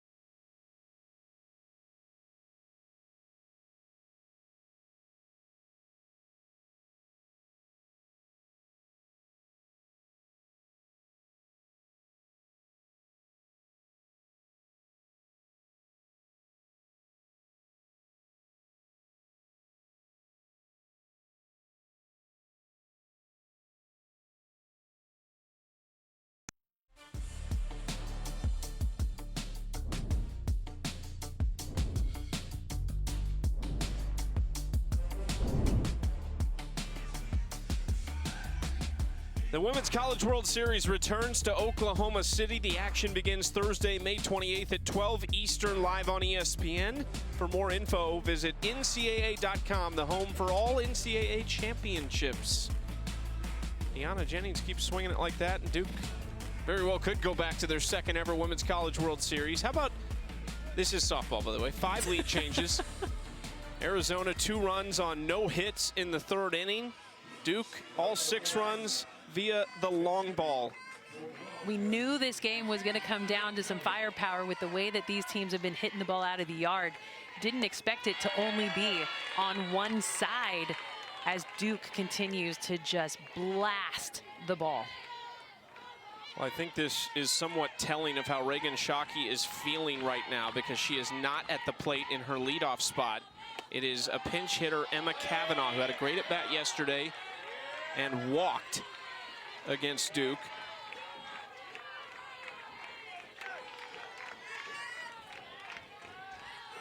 This is the largest deficit Arizona has faced in this game. And I think the goal here is to get Kavanaugh on, and then Shockey would run for her, knowing the kind of the speed that has created havoc on the base pass against Duke's defense. Yeah, that is one thing to note. She was still in defensively. So Reagan Shockey has not exited this game entirely, and we don't want to speculate on exactly what the issue is, but maybe just not feeling comfortable to swing the bat. 3-1 count to Kavanaugh. She walks and spikes the bat as she tries to get Arizona rolling again in the 4th. And here comes Reagan Shockey, another free pass given up by Cassidy Curd. All of the runs that were scored last inning were via the free pass, knowing that there is now speed coming back to the base pass on another walk. That just creates more pressure for the Duke defense. Shockey re-entering the game over at first base.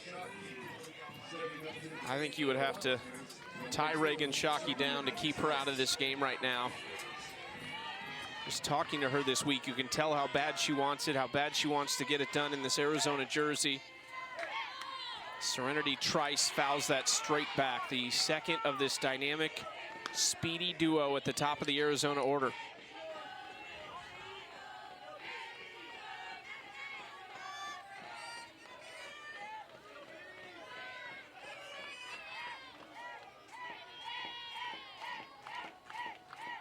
Inside, that got Trice.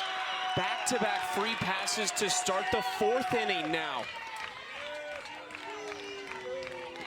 6 free passes for Cassidy Curd. I would anticipate seeing Marissa Young come out of the dugout and make a change. She will, and it's not going to be KK Mathis. KK Mathis is actually back in left field. It's going to be Larissa Jaquez, who started last night against Marshall. She was really good in that start. As you see, KK Mathis back out in left field. So Jaquez, a junior, one of 2 transfers on really what originally was a 4-arm staff, now is a 5-arm with KK Mathis. But the only one that threw last year was Cassidy Curd. I think it's important to note that Cassidy Curd has been so good for Duke throughout her career, but seems to have just gotten rattled in the last 2 innings, giving up all those free passes. Definitely not the way she wanted to be in this elimination game. Same situation as Jalen Adams. We could see Curd again this game. We will probably see her in a game 2 if Duke is able to force it. Here comes Jaquez, though, her 31st appearance of the season. A good portion of those have come out of the bullpen, so this is a comfortable spot for her. You see the numbers yesterday in her start against Marshall, 3 innings, 2 hits, and no runs. No, and she is very comfortable coming in to a relief situation with a runner with runners at first and second. She's going to have her work cut out for her, but it's going to be important for her to keep this ball down in the zone. She does like to go up with the swing and miss pitch with it, which is that rise ball. Doesn't throw a ton of changeups. Her strikeout to walk ratio also too close to make me comfortable, but Jaquez will definitely mix things up in the circle and give a different look.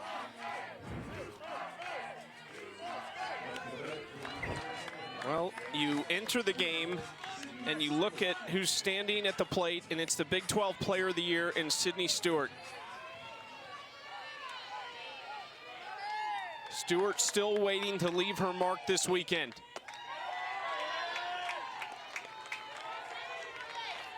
Walked and scored to lead off last inning.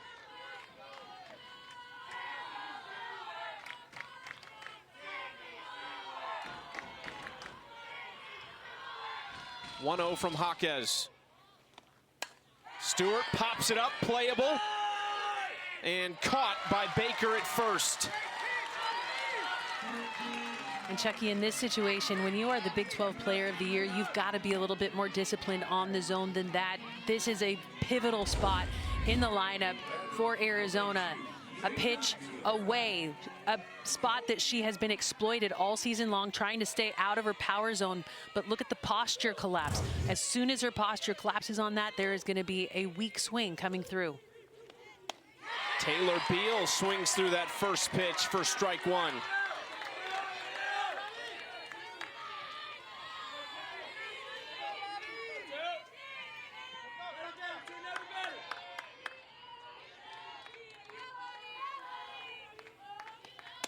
And again, swings at a pitch out of the zone. Arizona's a little off balance. Caitlin Lowe noticing that and says, hey, let's talk things over. Well, I think it's really important for these hitters to make sure that they keep their posture. As soon as you see the backside of a hitter leak out, it means that they're not ready for the speed that's coming out of the circle. So it is a little bit of a speed change, but right now these Arizona hitters out of rhythm with what they're seeing from Jaquez.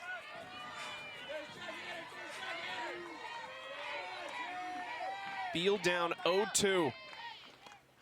Lets that go. Nice job by Kyrie Rodriguez to get there, or else the two speedsters would both be in scoring position.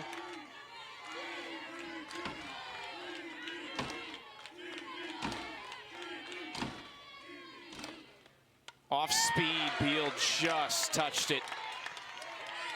Just so important to make sure that you stay in your legs. You have to have balance in your approach. Beal second guessing that approach. Trying to just get something in play here and get those runners moving. 1-2 pitch again from Jaquez. Ball two. Good hold. And in this situation, Taylor Beal took her offense as a priority this year. Prior to this senior season, she loved defense more, didn't want to be in the cages. This year, more time in the cages has helped her be more successful at the plate. Foul ball down the right side. That was probably the most confident looking swing for Beal in this at bat. Valedictorian of her graduating class, extremely intelligent, knew that this year it would come down to her being better at the plate for her team to win.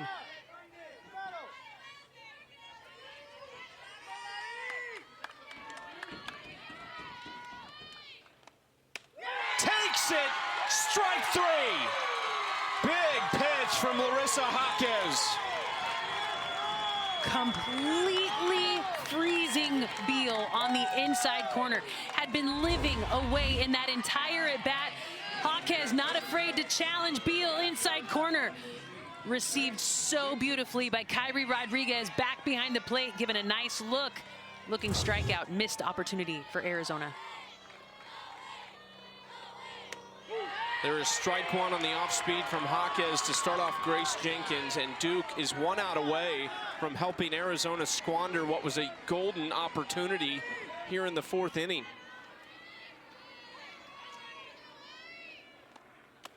Bounced, Rodriguez keeps it in front, 1-1. Arizona's been excellent with 2 outs today, though. 4 for 7 in this situation so far.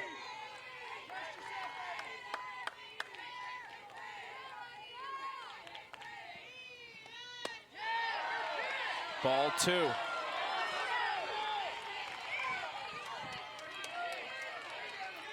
Grace Jenkins, 2 3-run blasts were the difference maker in their game against Marshall, sitting in a similar opportunity here in this at-bat.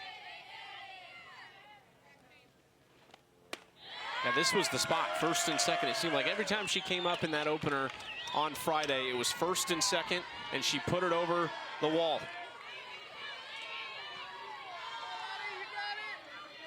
Hitters count.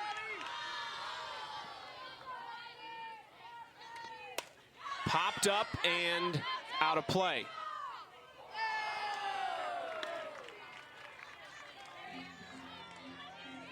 I mean, he's busy, so we'll give him a pass. It's okay. I like the attempt. That's what I'm talking about. Not shying away from those opportunities. Full count here to Grace Jenkins. Chased that pitch and drove it off the pole that connects the netting around the stadium. And while she did chase that ball up, she is actually doing a really good job of just protecting the zone. It's easy to get a swing and miss on a ball up, but she is trying to keep this inning alive. Again, just fighting right now, Jenny. And I don't know that I would attack Grace Jenkins with very good pitches because Tillea Jennings right behind her has not had a ton of success. And so by her protecting the zone, I do appreciate the check swing, but that would have been ball 4. Another full count pitch. Fights that off. She let that ball travel. Well, and that's exactly what you have to do. You want to protect the zone, make sure that the umpire is not the thing ending this inning.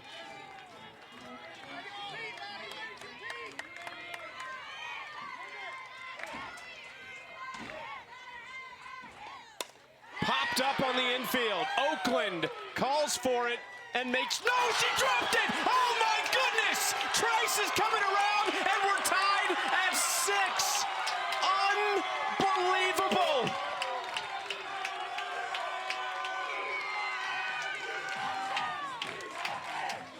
I am speechless. That was a routine pop fly to a veteran shortstop. And in this moment, the sun was not part of it. And maybe it was. Maybe the sun was a part of it. I am completely shocked by that play. There's no words. There's no words for what happened in that moment. Well, now they bring her a pair of sunglasses out there. To your point, though, she was pretty comfortable. It looked like she had a beat on it. She called for it immediately. There was never a lot of movement at the end, and it just missed the glove. And to Arizona's credit, they never stopped running the bases. I mean, Vega, oh, it's so hard to understand what happened in that moment. Your heart just goes out to her, but Arizona capitalizes again on a miscue. This looked like she was telling Amina Vega, I just lost it for a second there, essentially. And your job as a defender, I mean, her feet stayed still. What I would have liked to have had her do is make sure that her feet stayed moving, maybe choose a different angle, get around that ball to try to get it out of the sun. Gets the sunglasses just one pitch too late. That is Duke's 4th error of the weekend. They have all come against Arizona. And it was the last 2 players you wanted on base for that to happen because it was the fastest 2 players maybe on the field as Tillea Jennings takes strike 2. Now Haka is just trying to end it here and get to the 5th in a tie game. And all 4 errors have happened on the infield.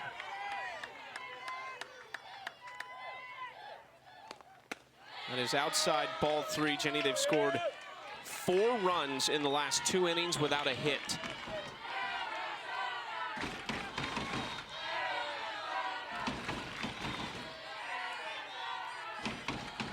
(3-2) to Jennings.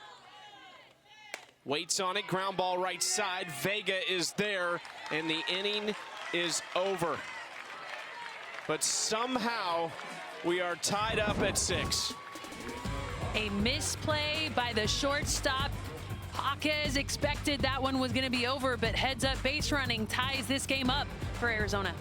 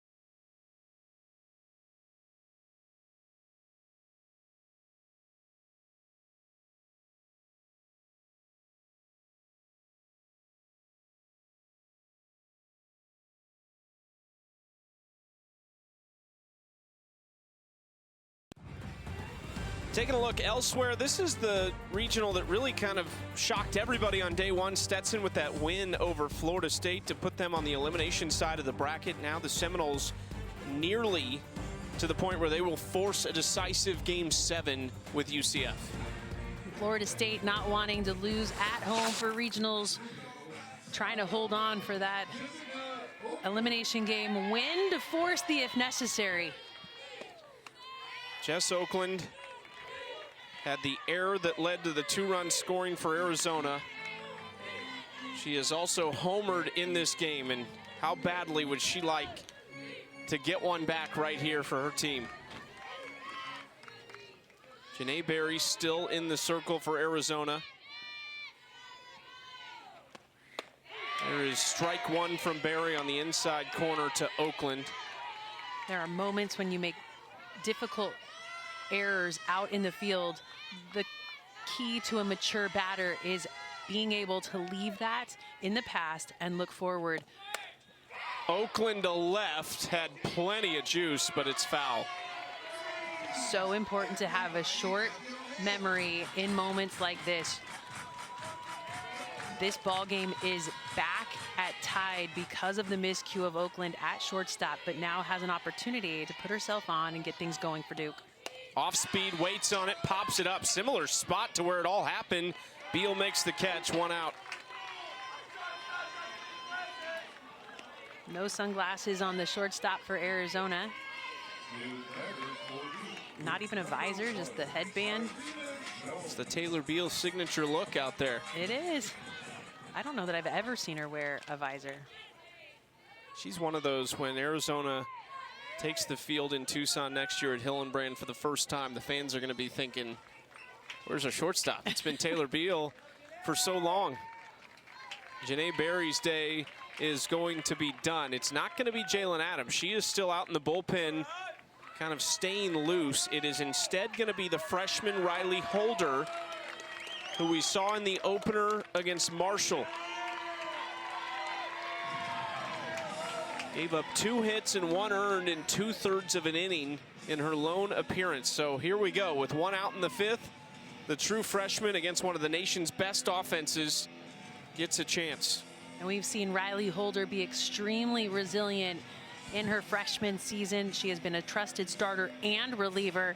She is the piece of this pitching staff that they will be built around as she develops and gets a chance for some postseason action. It's not the prettiest line that Janae Berry's had this weekend, but I think, Jenny, when we understand what the situation is with these pitching staffs, I think it's job done. She has been outstanding in the postseason, just disrupting timing, getting those swings that were not on time and miss hits. I mean, I am so impressed with the way Janae Berry has been able to come out and come in behind Jalen Adams, their ace.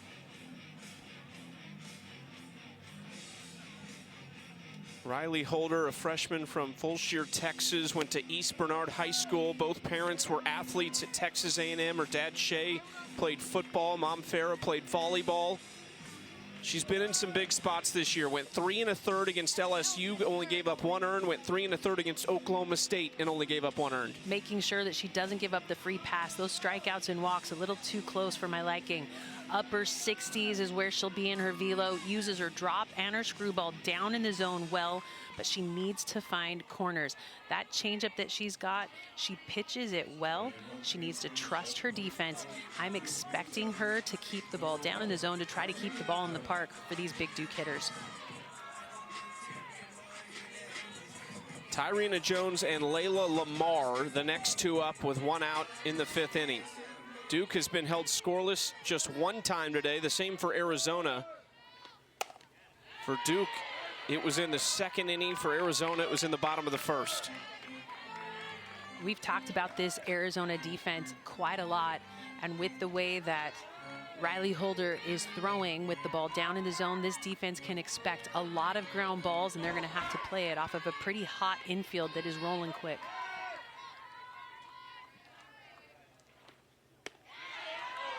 Holder trying that off speed of her own at 49 miles per hour. And likes to throw that changeup, but will really only throw it when she is ahead in the count and has some wiggle room for another ball to be thrown.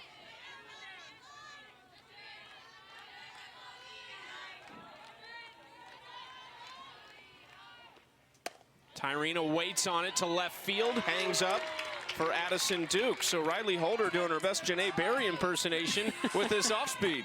Exactly right. It's a difference maker. If you can disrupt the timing of a swing, you're going to miss barrels. You're going to get those nice, easy outs to the outfield.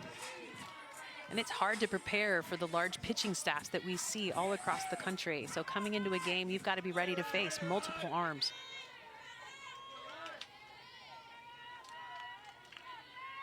Here's Layla Lamar, who takes ball one inside, came back home to play for her mom at Duke, Marissa Young. 1 year at Florida under Tim Walton, just played in 16 games, but she has become a vital piece of the puzzle for Marissa Young and Duke. She's always been pretty vital piece of the puzzle for Marissa Young. There is ball two. When Marissa Young caught herself being maybe harder on Layla than she was on any of the other players. But in listening to her daughter talk about playing at Duke, she says she feels like she's found her people.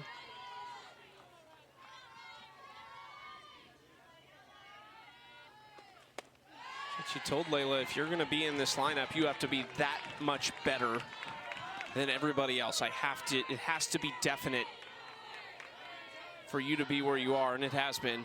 She's had an excellent sophomore season. And the success she's had at the plate has given her an everyday starting role out in right field. 4-pitch walk. Lamar is on with 2 outs.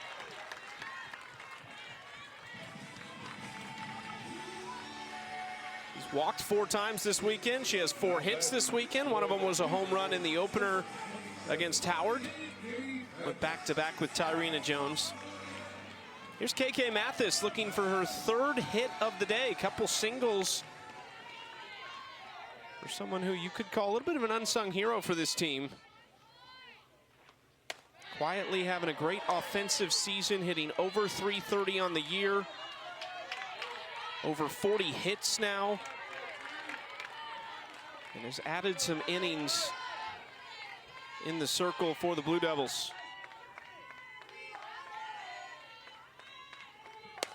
Hard hit ball. Beal smothers it from her knees. No, she didn't. Taylor Beal adds to the weekend's highlight reel at short. This infield has played hard and fast all weekend, but Taylor Beal's used to that. Tucson gives her similar ground balls, and with that ball and the dive, hard throw, amazing play by the shortstop Beal.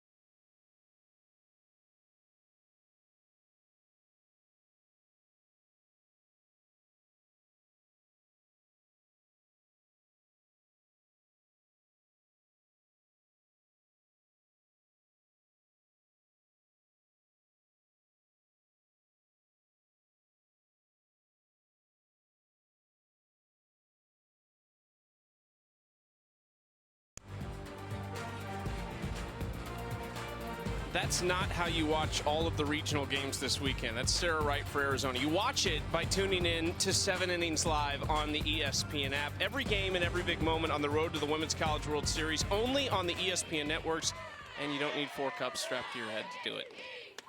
But whatever works. I mean, it seems to be working for Arizona right now. They have been able to put 6 runs on the board, just 5 hits. And it's been a lot of miscues by the Duke defense that has given them life. Jenna Sniffen leads the inning off in the first full inning of work for Larissa Jaquez out of the Duke bullpen. The 4 hitters she faced in the 4th inning with nobody out were 0 for 4 against her, but it was the error that led to 2 runs. Slow roller to Oakland, who makes the play, 1 out.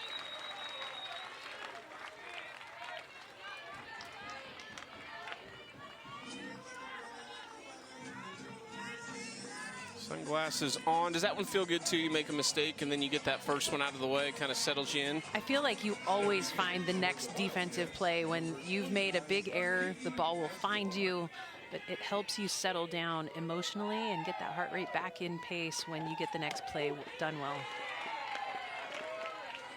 Certainly hard for Jess Oakland to think this way in the moment, but everyone who's watched Duke softball knows they would not be here without Jessica Oakland. They might not be hosting this weekend without that shortstop. I mean, that's just her 3rd error on the year. Prior to that, so solid and still solid out there at shortstop. Just lost the ball in the sun for a split second, and it was enough to allow Arizona to get back in this ball game. Kiki Escobar takes strike 2 and falls behind 1-2 in the count, making her first start of the weekend. She's been productive, an infield single and a sacrifice fly in the 2nd and 3rd innings for Escobar. She's accounted for 2 runs in the game. 2-2.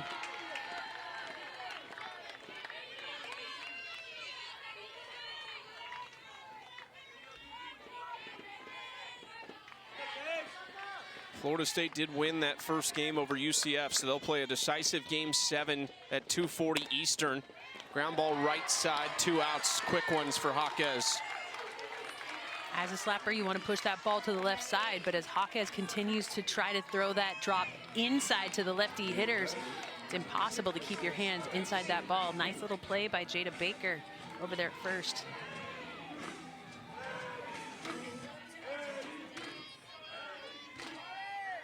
Addison Duke at the plate with 2 outs and nobody on. Takes strike 1 from Jaquez, who is in the zone right now. This is a very important outing for Larissa Jaquez. Finding confidence after what she did last night against Marshall and carrying it over against Arizona. 1-1.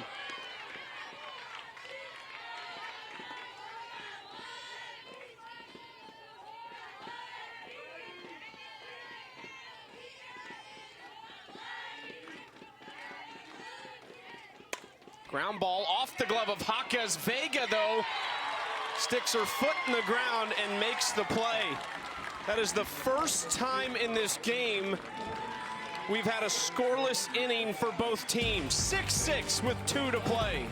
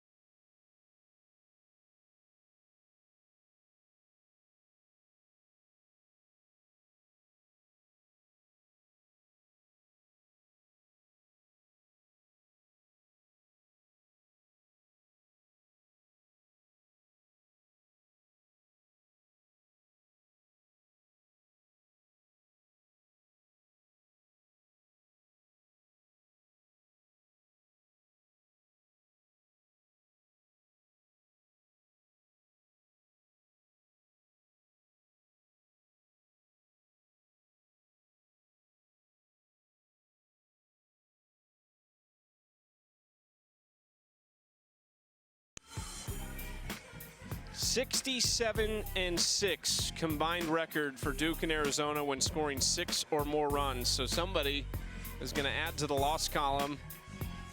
Arizona needs just 1 to reach Super Regionals. Duke needs to knock off the Wildcats twice. We do have a team that has advanced. Florida is the first of the 16 to punch their tickets to Super Regionals. Able to now sit back and just watch the rest of these games play out today. These two teams fighting to figure out who's going to get the win. 7-8-9 for Duke against the freshman right-hander Riley Holder, who misses ball 1 to Gabby Shattuck. True freshman on true freshman right here.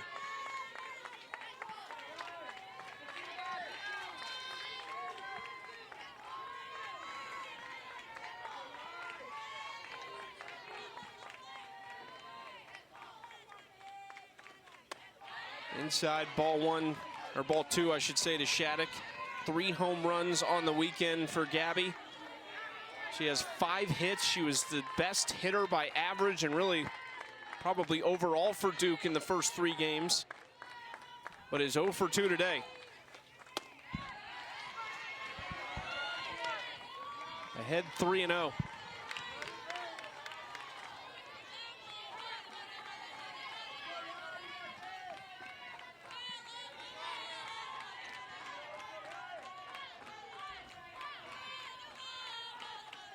Takes strike 1.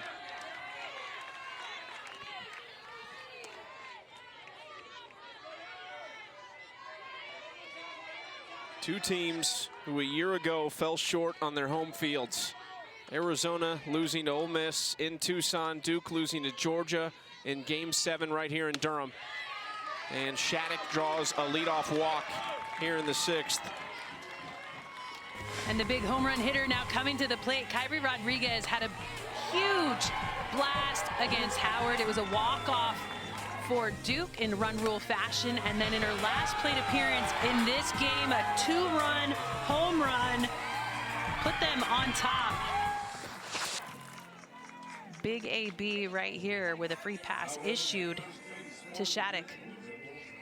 How about the return of Kyrie Rodriguez, who really was kind of sitting and watching Gabby Shattuck as she took over the everyday catcher's role. You see Aaliyah Terrell running at first, but Rodriguez had not been a regular starter in the last few weeks of the season. Shattuck had taken that job over, but they like Kyrie behind the plate. So these last 3 games, she has started at catcher. She's been toward the bottom of the order, but the production has been there with her bat too. And I think that's what you have to do to show up to be able to get the start here today. The redshirt junior has been able to find a way to get her bat going here at the end of the year, where Shattuck had been the one that was producing at the plate.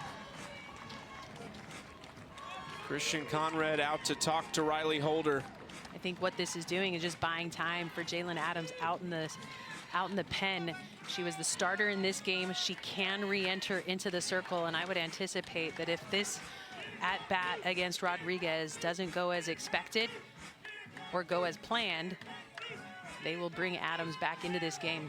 Such a tough spot for Caitlin Lowe, because the psychology of it is that if you bring her back in, it feels like you are going for it. This is the one, and if you lose and it's on Jalen Adams in the circle, then potentially the confidence a little lower going into a possible Game 2. That's what makes the postseason so fun. We don't have to make any of these choices. We just get to talk about it.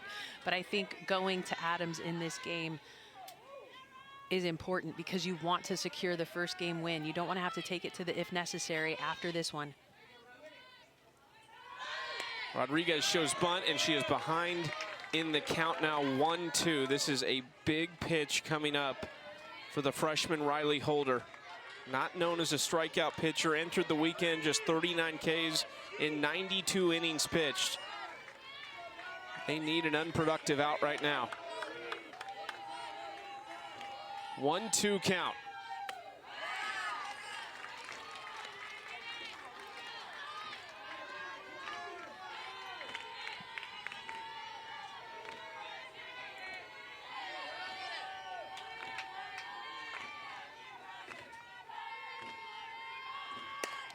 In the air, shallow center. Trice goes back. Shockey calls her off.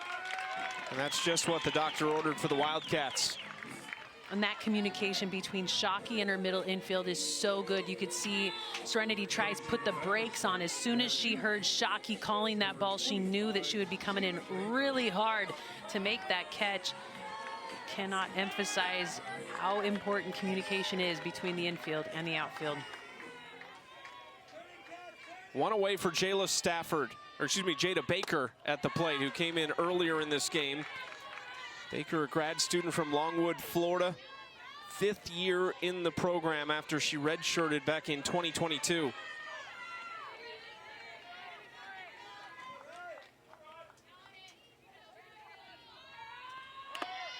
Fouls that back for strike one. Jada missed a few weeks from March 17th to April 10th. Been a little bit of a platoon between her and Jayla Stafford over at first base. The thing that makes Jada Baker stand out to her head coach is that she has a team-first mentality and has been willing to bide her time on the bench, waiting for an opportunity to participate. Takes ball 2.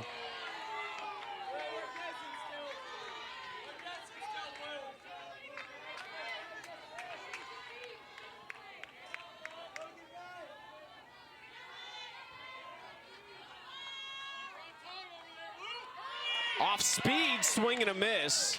Just got a piece of it actually, and that'll keep the runner at first base. Looked originally like that was a whiff. And to be able to get the barrel off your shoulder in that situation is huge, because that keeps the at-bat alive, spoiling the pitch that could have been strike 3. Leah Terrell was running on that pitch. She might have been standing on third potentially if that was a live ball. 2-2 to Baker. Hard hit ground ball. Could it be another turn 2? Not fast enough to get Baker. But there's 2 outs. And that's one of those plays as a shortstop. You want to deliver a better or harder throw to your second baseman, but you're kind of in that in-between spot where if you go overhand, you run the risk of throwing it past your second baseman. So a good idea to just underhand that ball to Trice, but Baker way too fast down the line to make that be another double play for the nation's leader in double plays. This is maybe the last bat you want to see at the plate if you are Arizona in this situation. With 2 outs and a runner on, it's Deanna Jennings.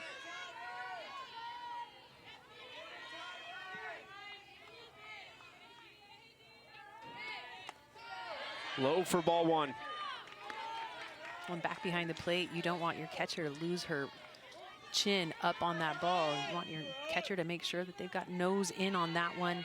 Sydney Stewart has to be good back behind the plate, knowing that the drop ball is in play.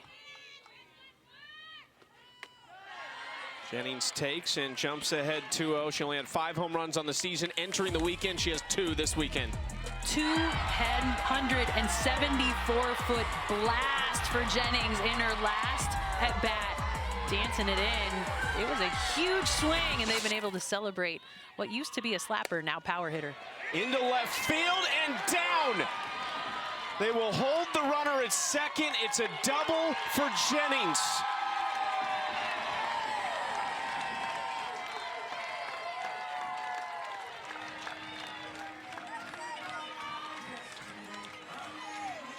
Pretty cool to see the way that Deanna Jennings has just grown up as a player. From her freshman year to now, she is now putting the ball in play with those swing and trying to drive the ball. Got jammed up enough to not be able to turn on it. But look at the way she's able to use that strength to bust it out into the left center gap. Second and third for Amina Vega.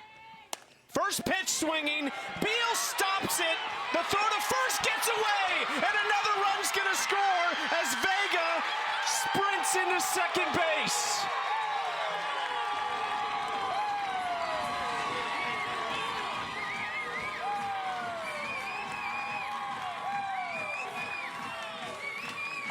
mean, this is the part of the lineup for Duke that you just can't escape.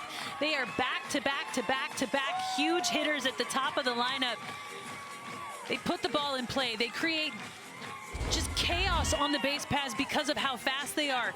Drop out Vega out the middle. Beal was playing right behind second base, actually on the other side of second, makes this play. Has to rush her throw because of how fast Vega is down the line. I mean, Deanna Jennings shows a little bit of emotion when she plays. It is a rare miscue from Taylor Beal because Vega was almost on first anyway, and so they could have stopped Jennings from scoring. There's an off-speed pitch to Jess Oakland, who would love nothing more than to add a couple. Look at what Deanna Jennings and Amina Vega have meant to this Duke team this weekend. 13 hits, 3 home runs. They've combined to contribute 18 runs. Another off-speed, Oakland down 0-2.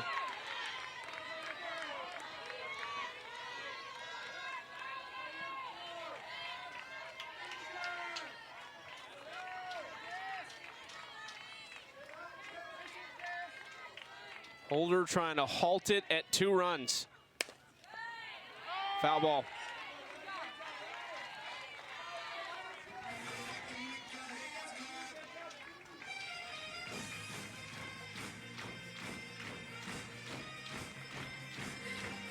Amina Vega has meant so much to this program. She will go down as one of the all-time greats, not because this is a program in just year 9, but because she truly has been one of the elites in the last 4 years. The same goes for Deanna Jennings. The senior class as a whole will be remembered for what they did, taking this team to their first ever Women's College World Series in 2024.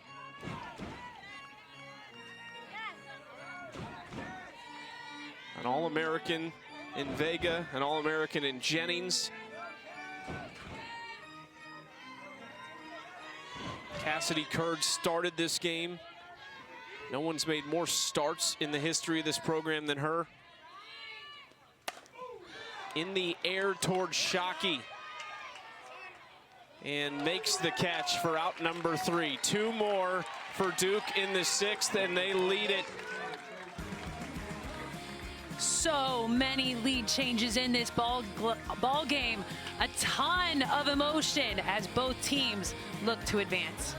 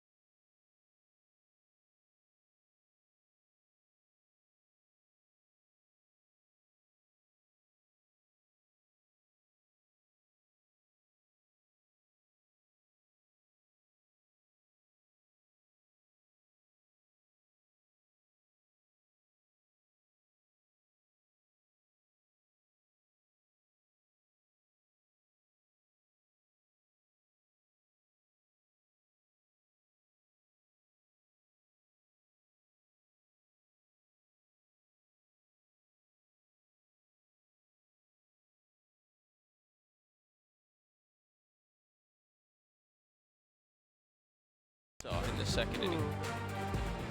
The NCAA Softball Regionals are presented by Capital One. What's in your wallet? We have seen it all in this game between Duke and Arizona. Right now it's the Blue Devils leading, but it's the top of the Wildcats order to start off the bottom of the 6th. They have scored multiple runs in 3 separate innings. Duke has scored multiple runs in 3 separate innings. Amina Vega, one of the biggest swings of the game so far. Certainly Deanna Jennings has had her moments. Reagan Shockey has to hit if she wants to stay in the game. That's what she can do, and she is safe at first. You know, it's fun to hit home runs, but I am constantly impressed with the way that Reagan Shockey can literally just put the ball in play and run down the baseline.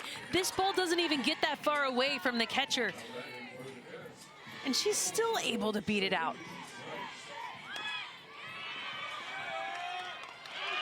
In a game of failure, speed's the one thing that never slumps. Ball 1 to Serenity Trice.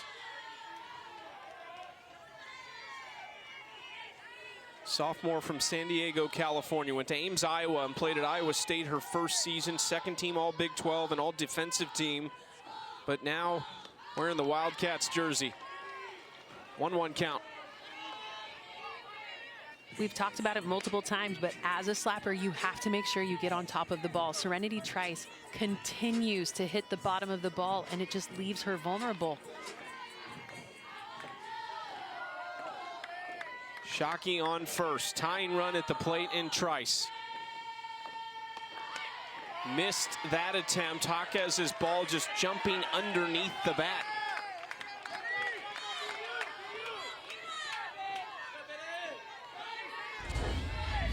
Just so important to stay on top. And she knows it, that time, over the top of the ball. Can she put one in play? 1-2, she does, but it's to shallow left and caught out in left field by Aaliyah Terrell, who has taken over in the outfield.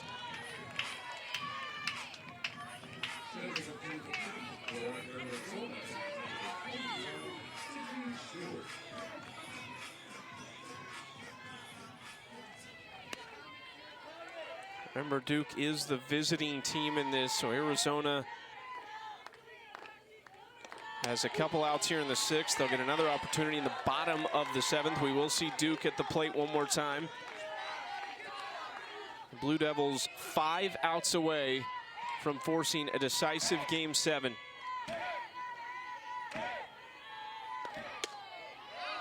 Ball 1, 1-1 count to Sydney Stewart, who I think many who have watched her this year and last would say she is due.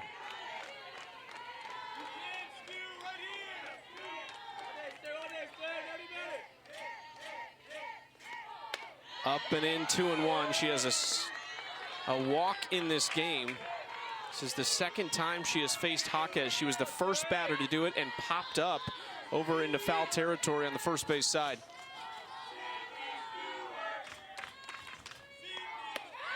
Three and 1 to Stewart.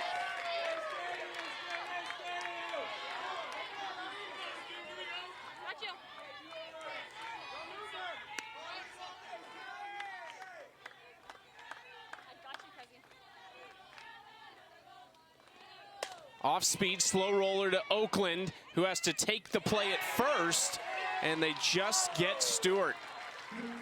It's a big second out.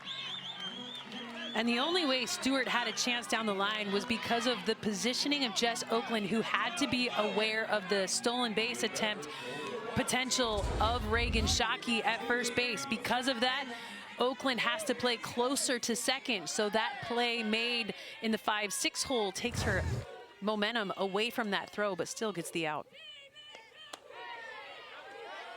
Ball low to Taylor Beal, the senior shortstop, the valedictorian of her graduating class at Arizona. Gave her graduating speech to the team in the hotel on Thursday night.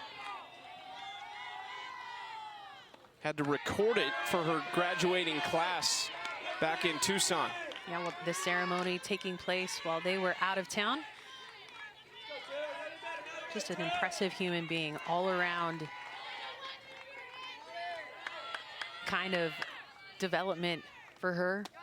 Just so impressed with the way that she's been able to do community service and give back in so many different ways while still carrying such a heavy load at Arizona. And be a big-time Division I athlete.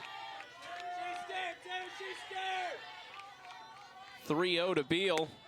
Takes strike one. Caitlin Lowe said she has had her life planned out for a long time, that she is comfortable with her softball journey ending in an Arizona jersey. There's no plans to play further, even though I think she might have an opportunity to if she chose to. She's ready to start her life outside of softball whenever it comes to an end. Well, it's nursing school that's next for her, so she will continue schooling as she moves into the next phase of her life. Coach Caitlin Lowe talked about how Taylor Beal is one of those players and one of those people that just has the plan in place from a very early time, and that was the plan all along.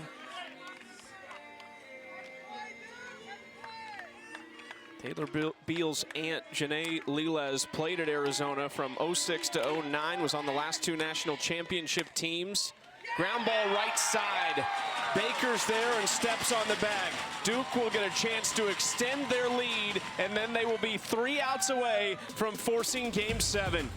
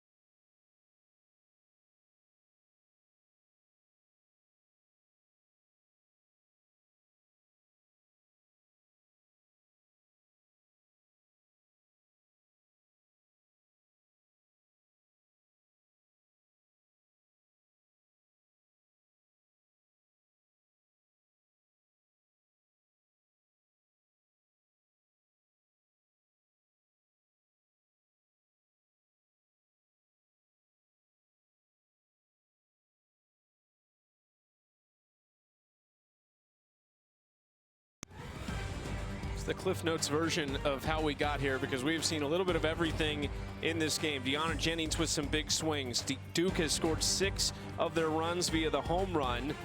On the other side, Arizona has done a lot of their damage on the free passes. Reagan Shockey has a pair of hits. They've just not been as good with runners in scoring position, just 2 for 11 in those spots. Wildcats just need to string some things together. They've got 3 outs offensively, but they're going to have to keep Duke in check this inning to prevent any more of a lead to come back from.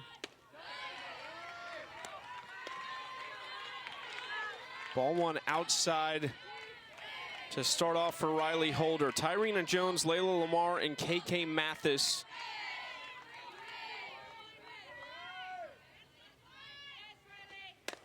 Ground ball left side, sniffing onto it and makes the play. If you're getting outs like that, it won't be a conversation anyway, but with regards to Jalen Adams re-entering this game, is the feeling that it probably wouldn't happen unless we go to extras?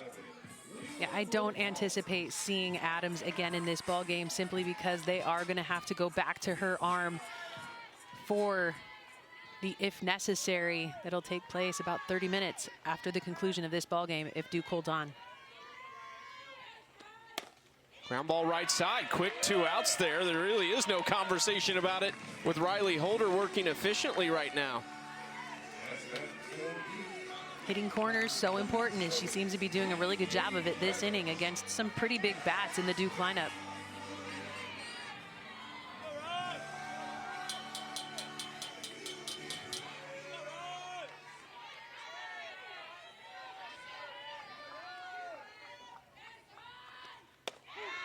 KK Mathis not going to let it be a 4-pitch inning. She takes the first strike.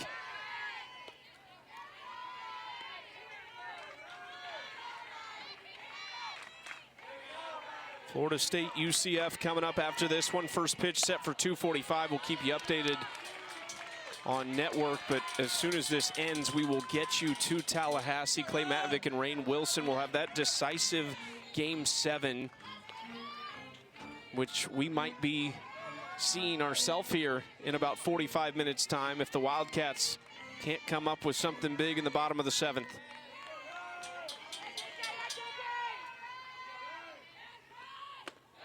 Ball 1.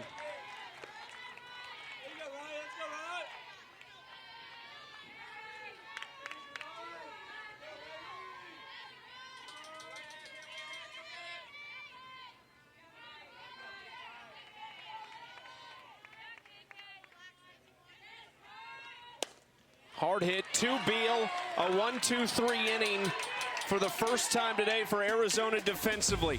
Grace Jenkins, Telle Jennings, and Jenna Sniffen coming up. All three have homered this weekend.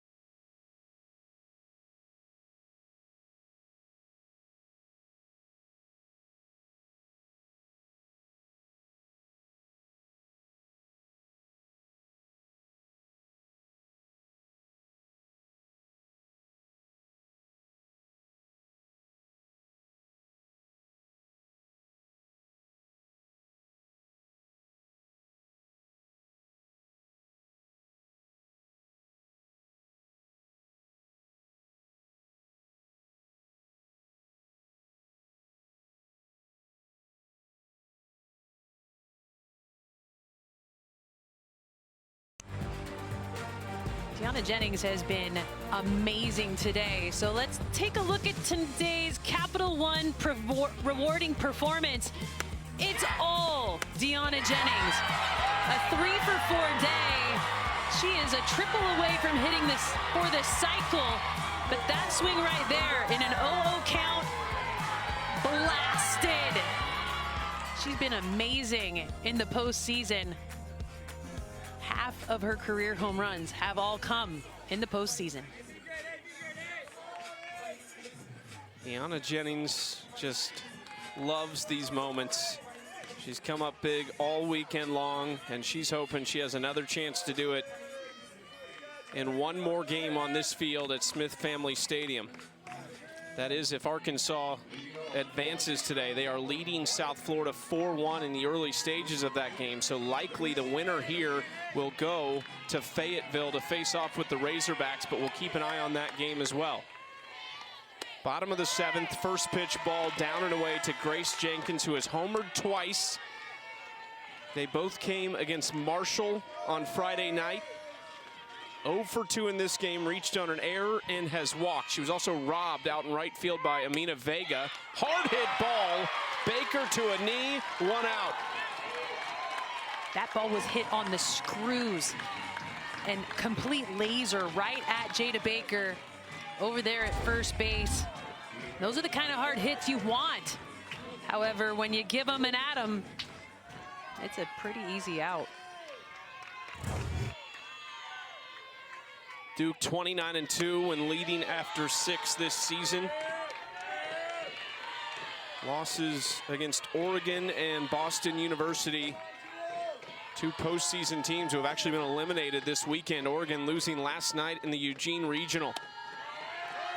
2-0 count to Telle Jennings.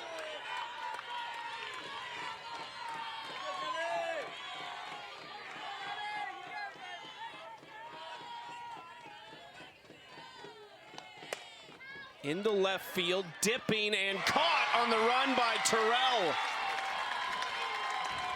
Brooklyn Thomas actually out in left field now for Duke. A late inning change out there, or a late game change out there in left as Brooklyn Thomas has to read this ball off the bat. Gets a nice little catch. Haka is excited for the defense showing up behind her. Jenna Sniffen, the last chance for Arizona in what is approaching game 1 of 2 today.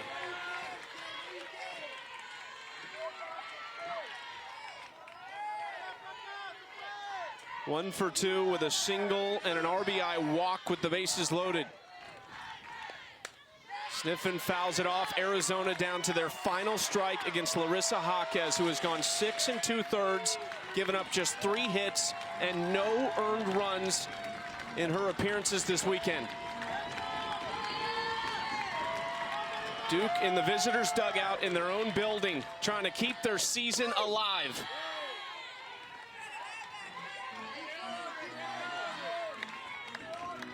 So important in this swing right now to not let the moment get too big.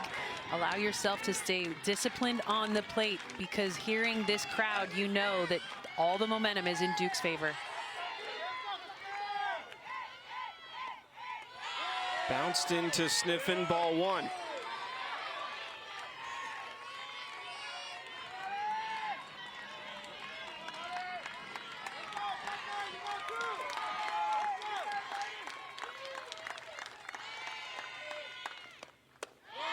Two and two.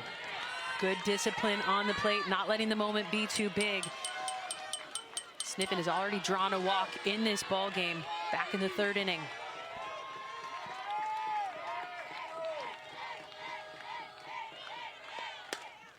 In the air to right center, Jennings over, Lamar over, Jennings makes the catch. The Blue Devils are not done yet. We've got one more in Durham. Big time play out in the outfield. Deanna Jennings, the senior, taking over for Layla Lamar, gets the out, finishes the game, and Duke forces the if necessary. So the rematch, and really what is a rubber match. Both teams have won one against the other. We've got a Game 7 coming up in about 30 minutes. You can definitely watch it on the ESPN app. The network's still to be determined. Let's take you to Tallahassee with Clay Matvick and Rainn Wilson.